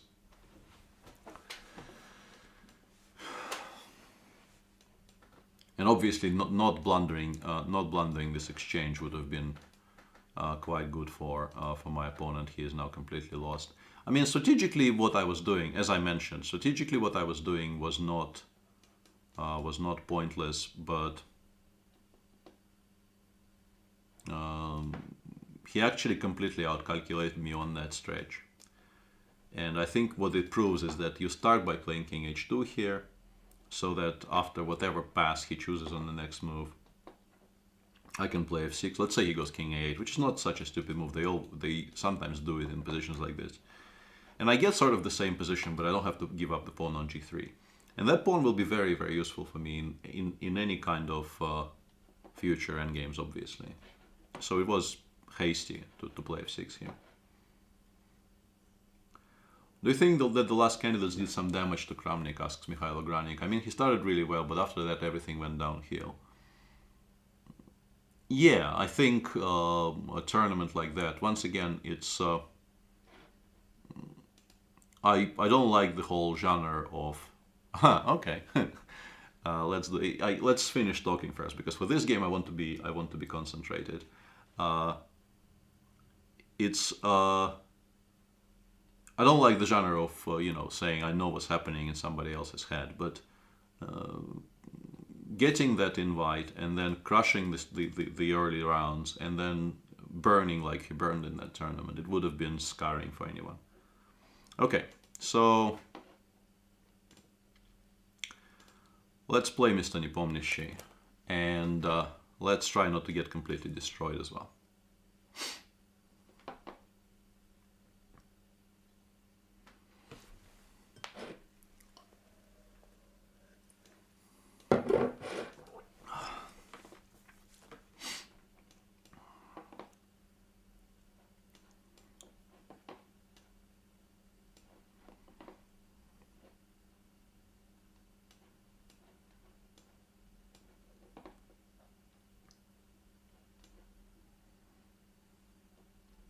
What am I supposed to play here?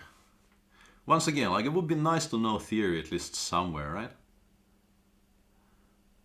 Can I play g3 and not lose? I guess the answer probably is no, but...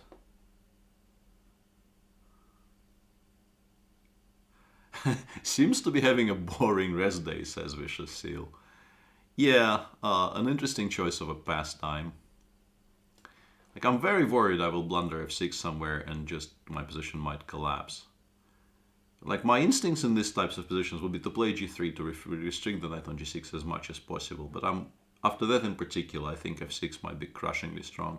I also really like ideas of playing c4 in positions like this, but once again, don't feel like I have the time.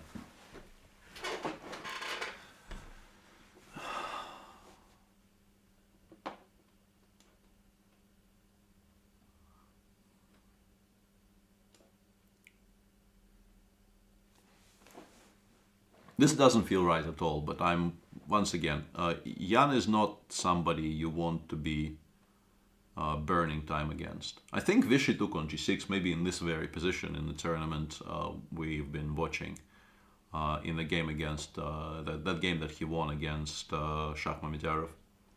This is a more contained version of the same. I'm hoping I will get him to trade on d3, and then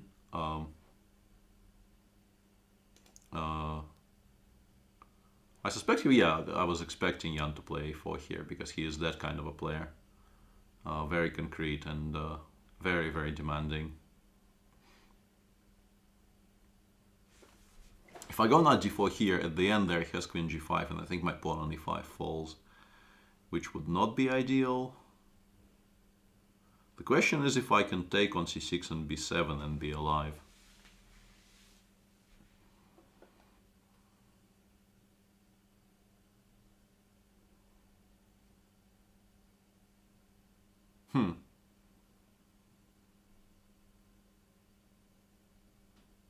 Yeah, I'm not sure what I'm supposed to do here at all. Don't like my position, frankly. So he just logged in to play one game. I think that's very, very likely, and that would be very, a very Jan thing to do.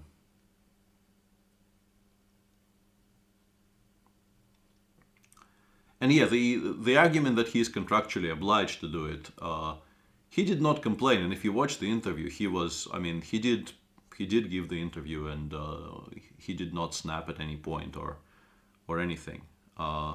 It's not about his contractual obligations. It's about them. Yeah, knight a7 is a strong move here, which I underestimated.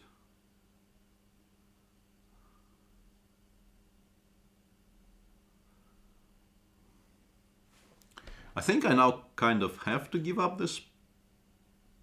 Like, can I play knight d4? Which one is... Like, I'm in a lot of trouble here. This much I know, but I'm trying to figure out which way gives me better drawing chances. I'm in a lot of trouble here. Should have reacted differently to a5, a4.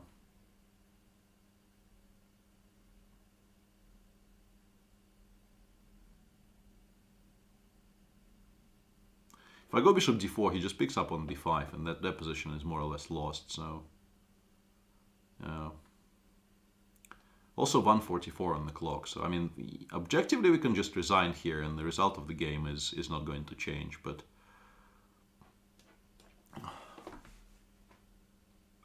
well, I was thinking, yeah, it was better than what I did. I just missed knight a7.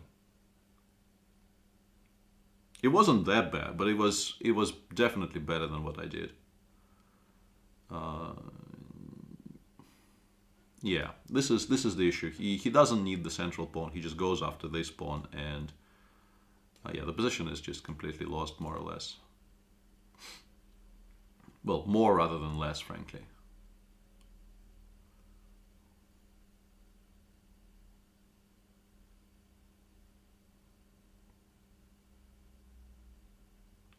I'm pretty sure I've seen his interviews prior to this game as well, Lorinda. It's not like this was the first interview.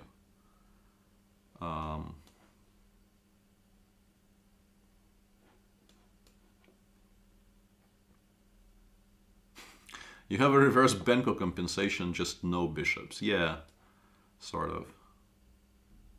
Also no compensation, but who cares?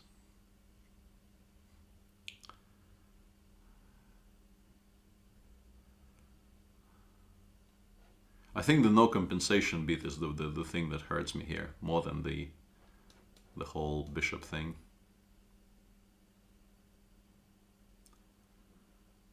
Like, if you give me about 5 tempi here, I might be semi-okay, but yeah, Jan is unlikely to give me very many tempi here.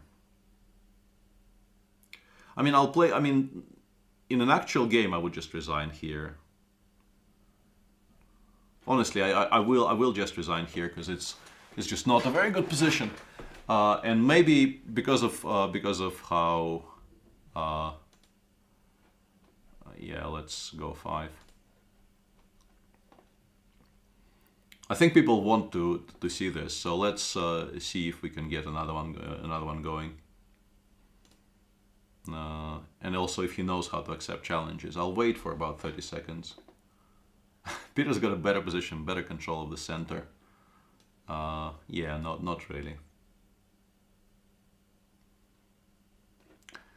And if we want to talk about this, yeah, bc6, ab3, and probably cb7 was what I was kind of would prefer to play, but I think you just take on b7.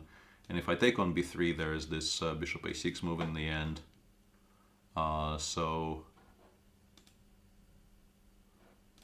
Yeah, I didn't like bc6 either.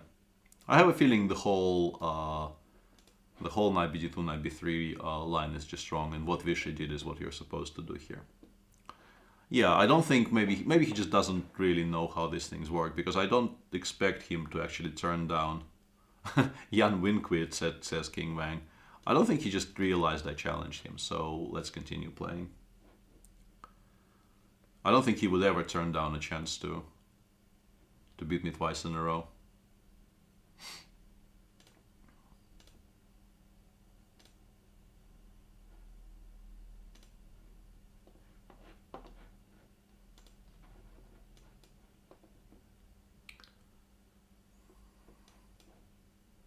Bishop takes g6 is, I mean, what Vishy did is generally, like, Vishy doesn't do stupid stuff in openings, just that's not a thing that happens, but I think Black were completely fine in that game against Schach, so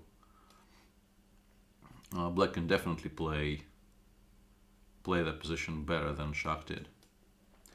And Machine says minus 1.7 at the end, says Mikhailo Granik. The evaluation is really not that relevant. You just never ever save that position because, I mean, Black's play from that moment onwards is just extremely easy. It's impossible to ask a question, is my point. I have to take on b5, my one good piece on d4 gets traded off. Then he occupies the c file. He has the better light piece, the control over the c file, and an extra healthy extra pawn in an endgame. You just don't save those.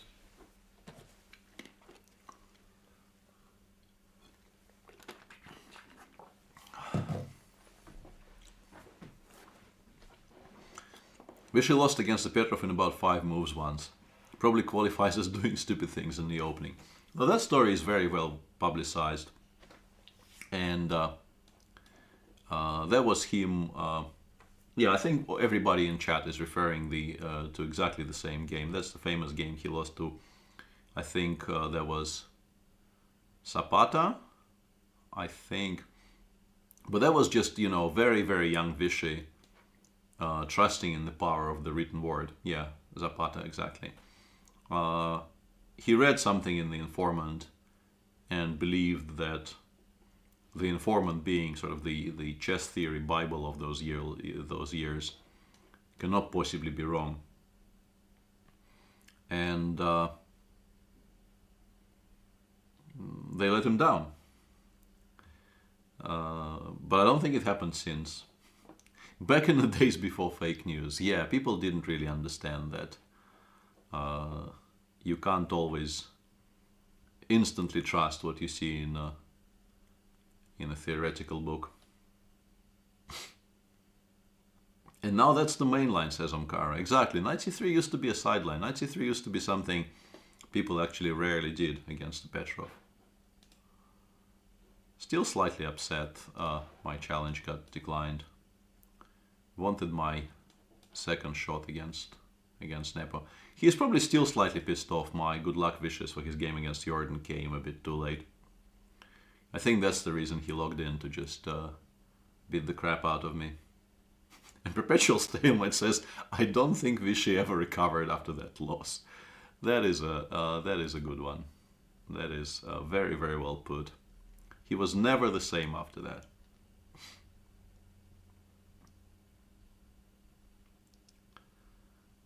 We are now, well, a tremendous amount of material up in this game.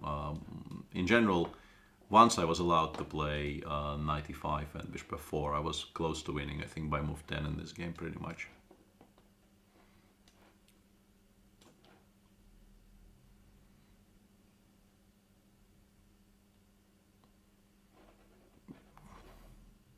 Kind of annoying that I don't have an immediate forced win here, but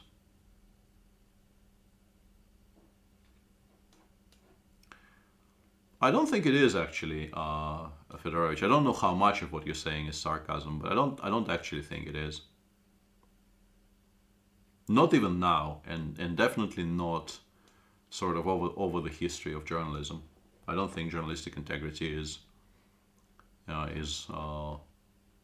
a contradiction in terms. All right, so it's 15:53. Let's play one or two more and see how we stand.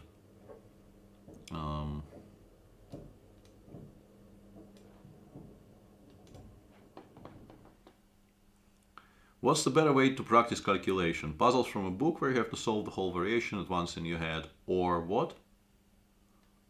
Because that is good. That is generally something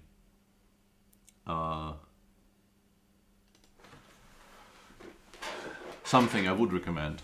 Or online trainers where you make moves one after the other, kind of like in real game.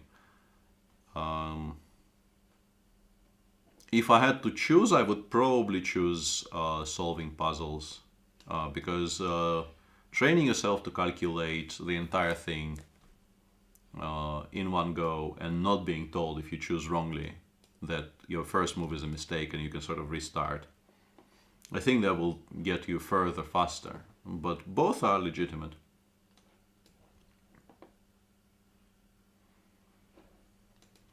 I read chess books these days, but nowhere near as much as I used to.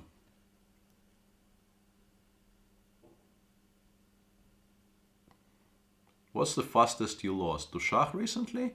Yeah, that was horrendous. But I probably lost some faster games over the years, although I can't recall one off the top of my head. I think I'm supposed to play bishop b7 first. This is a4 knight a3 is a very clever way of playing this line, and I'm not sure I needed bishop b7 even, because white generally wants to play a5, b5, c4, and open my queen side and make a lot of progress, basically specifically on the queen side. But yeah, now that I got knight f6 and forced him to play f3, I don't know about, I mean, forced him maybe is a bit strong, but he felt it was necessary to play f3. I feel a lot better about my position. Because I can go for some d5 counterplay more or less whenever I like. Would you consider coming back to Groningen, regardless of the loss to Shah? I don't blame Groningen on that loss. I mean, traveling, as we mentioned on this year's shows as well. I mean, traveling does get you out of your comfort zone to a degree, but I mean, it's definitely not the city's fault.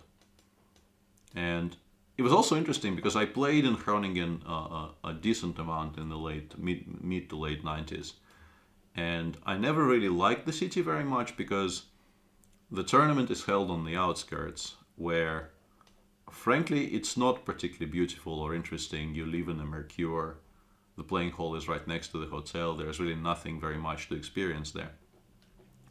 And for that Vicon Tour game, we were shown the center of town, and it's lovely. It's lovely, it's just that I never experienced it in all of my years of playing in Groningen, so it was a very, very pleasant surprise, actually, if anything else. If anything.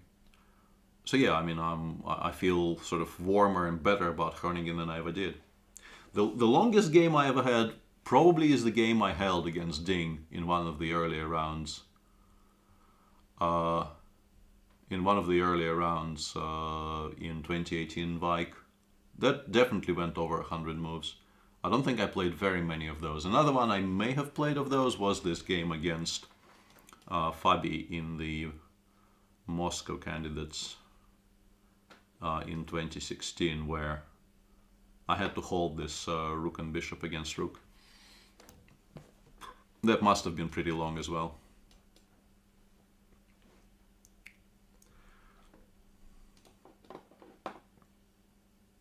Yeah, and Kasparov fan says longest with Caruana. Yeah, one of those two.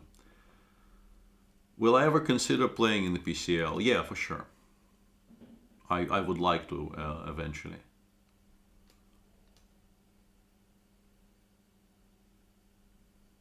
I get invited I think this is the first season when nobody invited me, because I think I've been saying no to people, and kind of word got around that I decline it, citing conflict of interest. But yeah, eventually I wouldn't mind at all, yeah. Never lost in under 30 moves, at least there are no games in the database.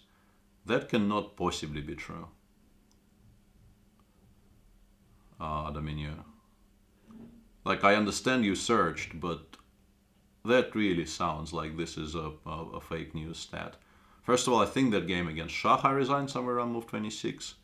If we take like the recent losses, I think one of the games I lost to Vlad in Vike was extremely short.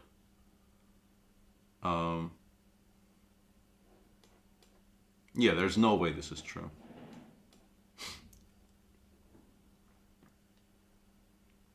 Do you think eating bananas during the game over the board is recommendable? No.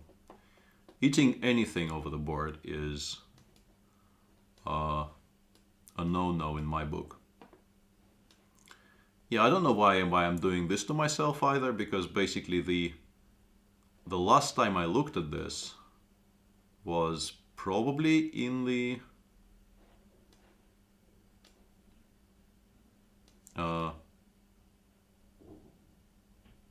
I mean, what I want to say is very, very long time ago. I can't actually even recall the year.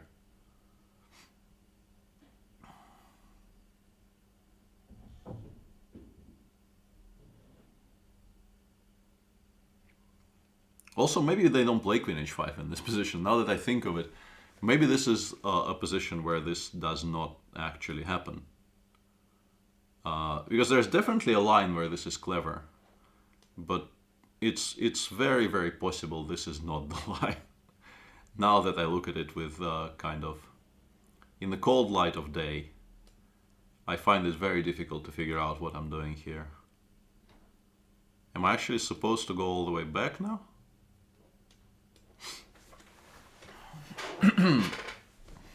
Yeah, this has not been played particularly precisely by me. Then again, maybe we can try to justify it by some craziness on the king side. Now that we've sort of stabilized. I resign in my head against the 4e6 start, never won, says Omkara. I feel somewhat similarly, actually. Even though I have definitely won games against the French, and some of them even nice games, but like emotionally, I just feel defeated by people who play this horrible opening against me. And my opponent also is playing it quite well. I really like, once again, I keep on returning to this, but today is the day people decided sort of to properly show up for this banter and destroy me.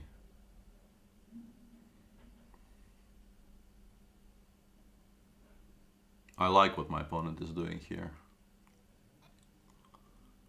There's all kinds of, once again, there's all kinds of craziness I can go for, but finding it very difficult to believe any of it works.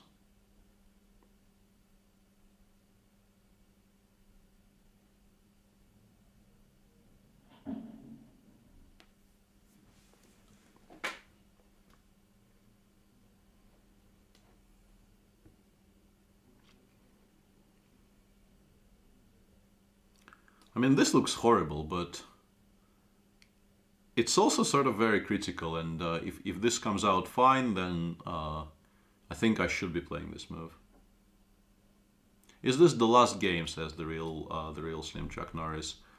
I don't know. It depends on how it goes, I think. In large part, it very much depends on how it goes. I think no, that's not it. This is the big point of my previous play here, this move bishop f3, with the intention of replying to rook takes d2 with bishop takes e4. And the rook on d2 is kind of caught, but it's extremely possible that I blundered something, maybe even simple, and then I'm lost. But I still don't see it, which is kind of remarkable. Bishop f3 was planned 10 moves ago, says Don't Be Chess. Not 10 moves ago, no. This is so far a 5-ply calculation. Well, 7-ply if you count rook d2 bishop takes e4. So not a very long calculation at all.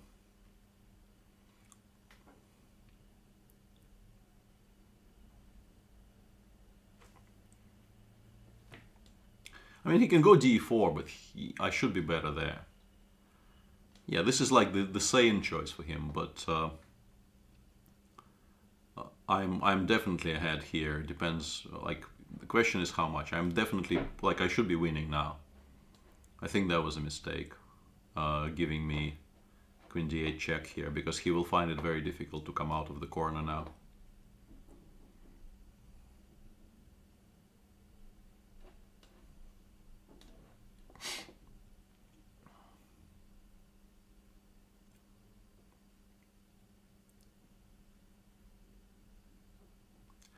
So yeah, as you can see, I mean, you do sometimes beat the French. It's just that you dislike playing it intensely. It's not a very enjoyable experience for me, but the opening is not unbeatable in itself. Okay, I think one last time after this, and we can probably call it quits. Although, I mean, this is a reasonably high point to stop. Let's have a look if there is something I really...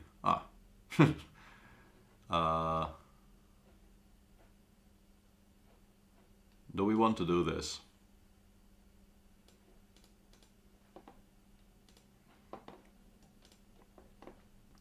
I guess the answer is yes.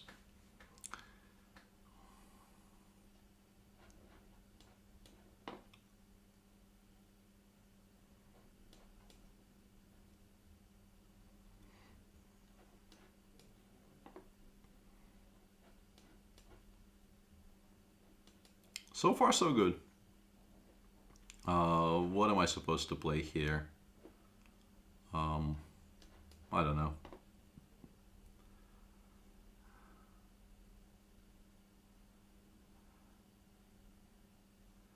That's not a 1500. That is a very hurtful comment. That's not just any 1500 player. And okay, if people are so upset, I will play one more after this.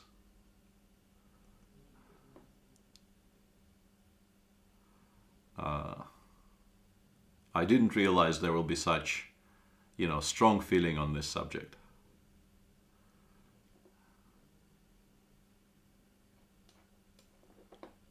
We are so upset. Upset. Yeah, all kinds of people horribly, horribly upset. So I will correct my misbehavior here, and play one more after this is over. I remember when Zixo had fewer legend points than Elo, says Lorinda. Let the burning start. Or begin, I guess, is the correct way to turn it. Yeah, I can't speak anymore. I am so upset I am downset, says Sachin Roy. Did you ever consider 1 year playing in Gibraltar, Peter? I played a ton of Gibraltar tournaments over the years, actually. Okay, at least we can maybe show off here a little bit. Which would be, I think, maybe it will de-upset some of the people who are so horribly upset right now.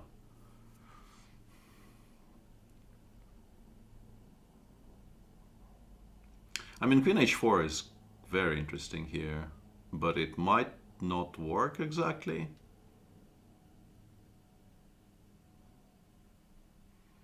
I mean, I have a draw there, but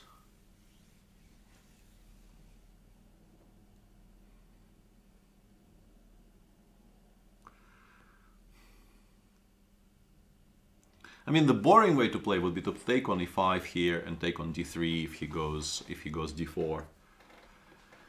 But Queen h4 is just so attractive for like aesthetic reasons. But I have a feeling it's incorrect.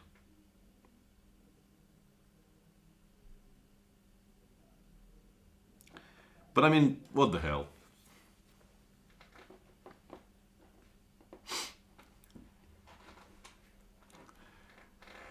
The other stuff is, it's like, if he actually makes all the moves required here to make a draw, I just gave this whole speech about me not caring about rating and things, so let's not be hypocrites. Peter is so brave, accepting another 1500 after that loss. Yeah, I don't know why I mean, I just completely ignored the fact that knight g4 even exists, which is not great. Now I'm kind of trying to spook him because I think my position might be just bad.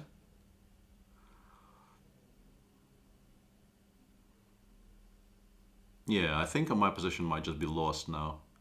Which is kind of a funny thing to consider.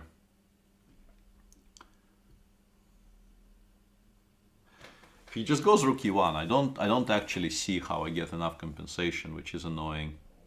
I can take on f2 twice and pretend that I have enough mating threats there for him to not be able to take, but I think he can actually take. Big question here would be if he can hear me. This, I think, is less horrible for me because of this h5 move. Otherwise the knight on f1 would get lost, but I think because of h5 in this particular line I'm fine. But rook e1 I think was very strong.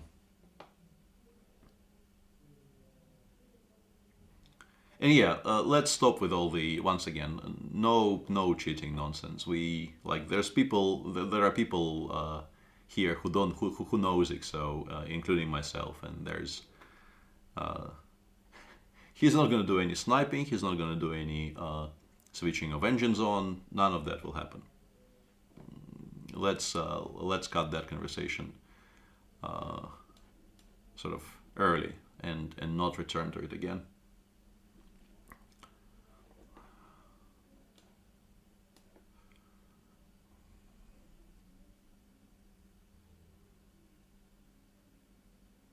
Yeah, of course people do cheat, but what I'm saying is during this particular game I will get upset about that suggestion.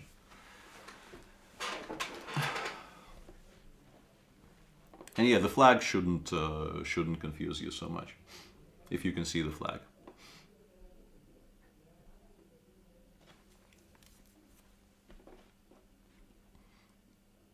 Yeah, queen e2 was unfortunate, and we are now completely winning. But yeah, queen h4 was a bit of a punt, and it shouldn't have worked.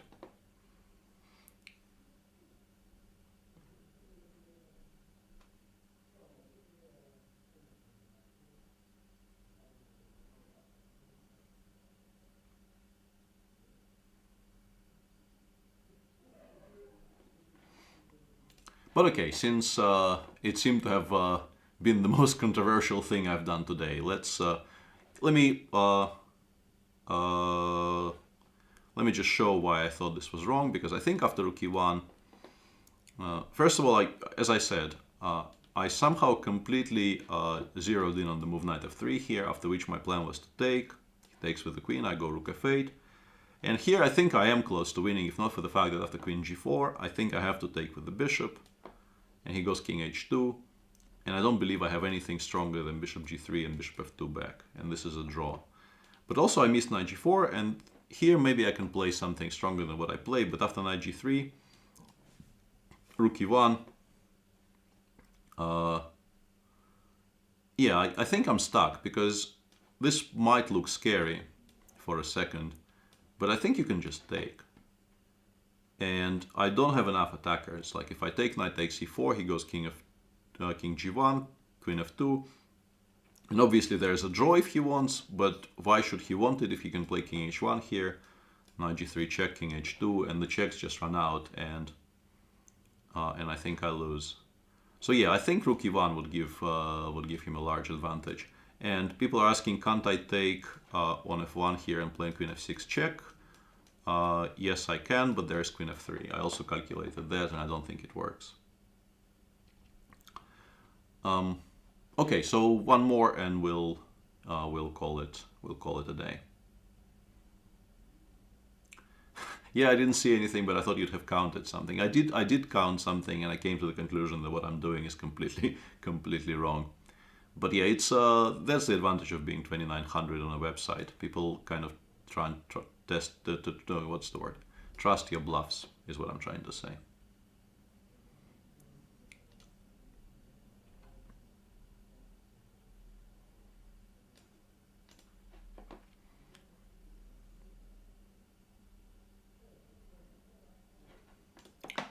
And England already are batting, so that's very exciting. I can maybe get the guerrilla cricket on. Since I can't get video, you can at least get audio. Peter doesn't want to show the latest theory in the Marshall. Well, I mean, in a Blitz game, it will be a test for me as well. Like, I don't remember the latest theory in the Marshall, frankly. Is h5 a move here? Maybe it is. But I will pretend I am the clone of... Actually, this is completely wrong. This makes sense against bishop b6, but doesn't make any sense at all against a move like h5, because black can now play b5. And I was making an argument for playing b5 yesterday in Jordan's game, where it loses 2 tempi. What am I doing? Also, yeah, okay. This will, I think, help me justify my previous play a little bit, but I think that previous sequence was very likely completely wrong.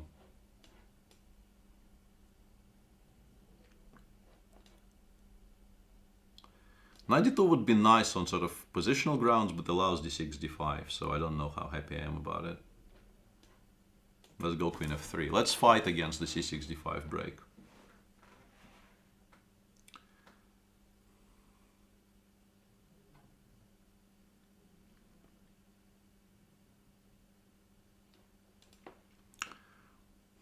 I'm sort of going all out here on preventing this one source of counterplay. I should also probably make sure I don't allow h4. Yeah, because I'm not sure what I'm doing here proactively. I can sort of see where my pieces are going, but how am I going to make progress if he just plays h4 and let's say king f8 is my big question here.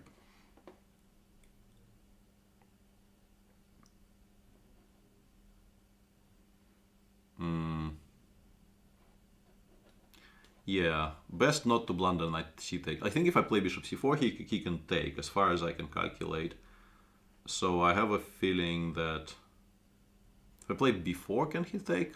Yeah, also works for him. Actually, no. If I play b4, he cannot take. b4 is such an ugly move, though, to make in a Sicilian. You generally really dislike that idea. But it gives me some, I mean, clear-cut advantages as well, so I'll go with it.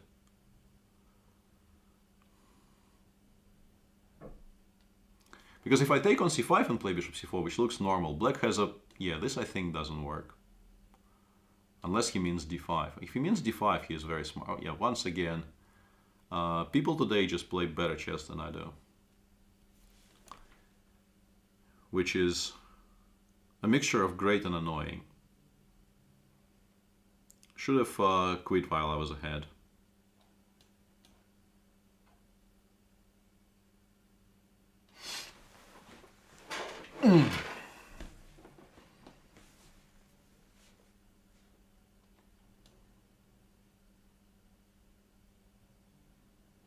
And also the pawn on b4 is like before. I said that b4 is not a move you want to be making in any kind of an open Sicilian, and then I have gone and made it anyway.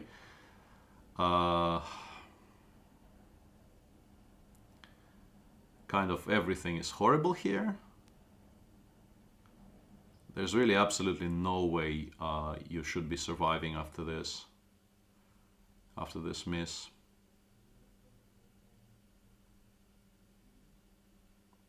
No, everything looks bad. There's nothing here that looks good, and also I'm like severely down on time.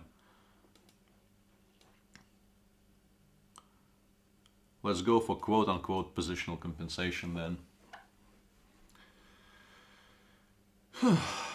If I'm allowed to play bishop e2, rook c1, castle short, I will not have to resign on the spot. But yeah, f6, yeah, the maybe and the haha afterwards are the correct reaction to it, because there's a number of things wrong with that move. In particular, bishop takes before check, and then maybe even g6 next.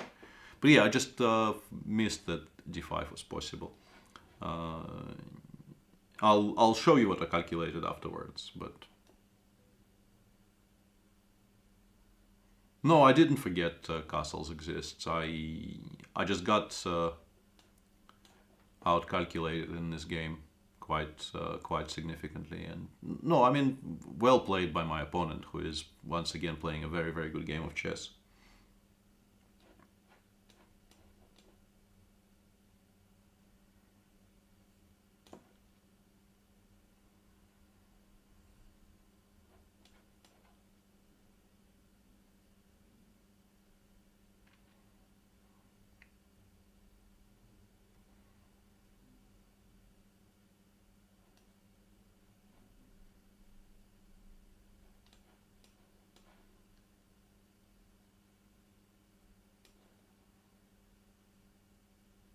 Yeah, I thought maybe I had some tactics connected with rook takes c7, but I don't think they work. They could still represent the best practical chance I have.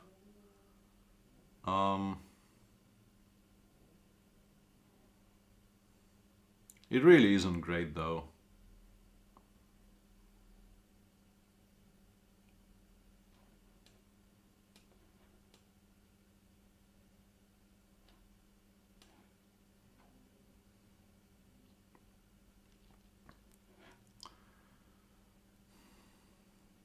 Like, the resulting position, if he just goes rook f8 here, should be close to or that, although I'm slightly surprised by that choice. And that kind of gives me additional hope here. So I'll try to muddy the waters somewhat by playing f6. I don't know if what I'm doing is correct, but like it feels like leaving the rook on f8 here, and in particular robbing yourself of the option of playing rook e6 is very important. Should also play faster. Yeah, and queen f1 there in the end wins, yeah, I guess.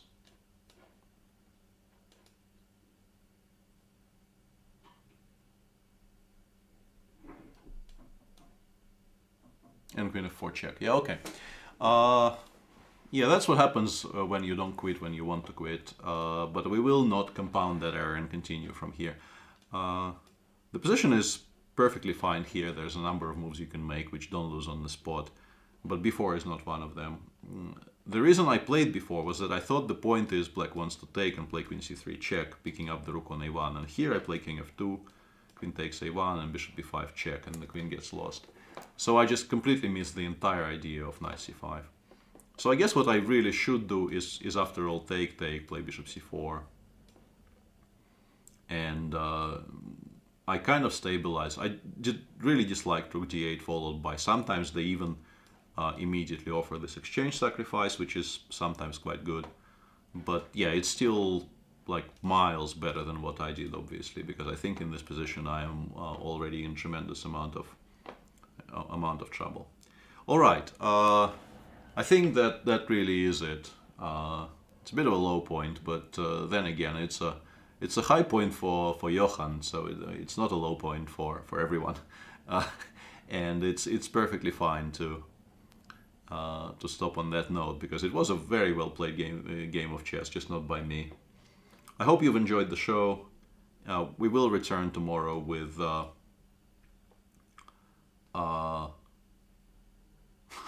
you can't end the Banter Blitz on a loss. It's in Chess24's terms of service. Yeah, nice try, but I think I will. We will be back tomorrow, as usual, at 1:30 with round 11 of Vike. I will go do something which involves less soul crushing of me, hopefully. And yeah, thanks for everybody who watched, thanks for everybody who played, and hopefully see you tomorrow. Bye.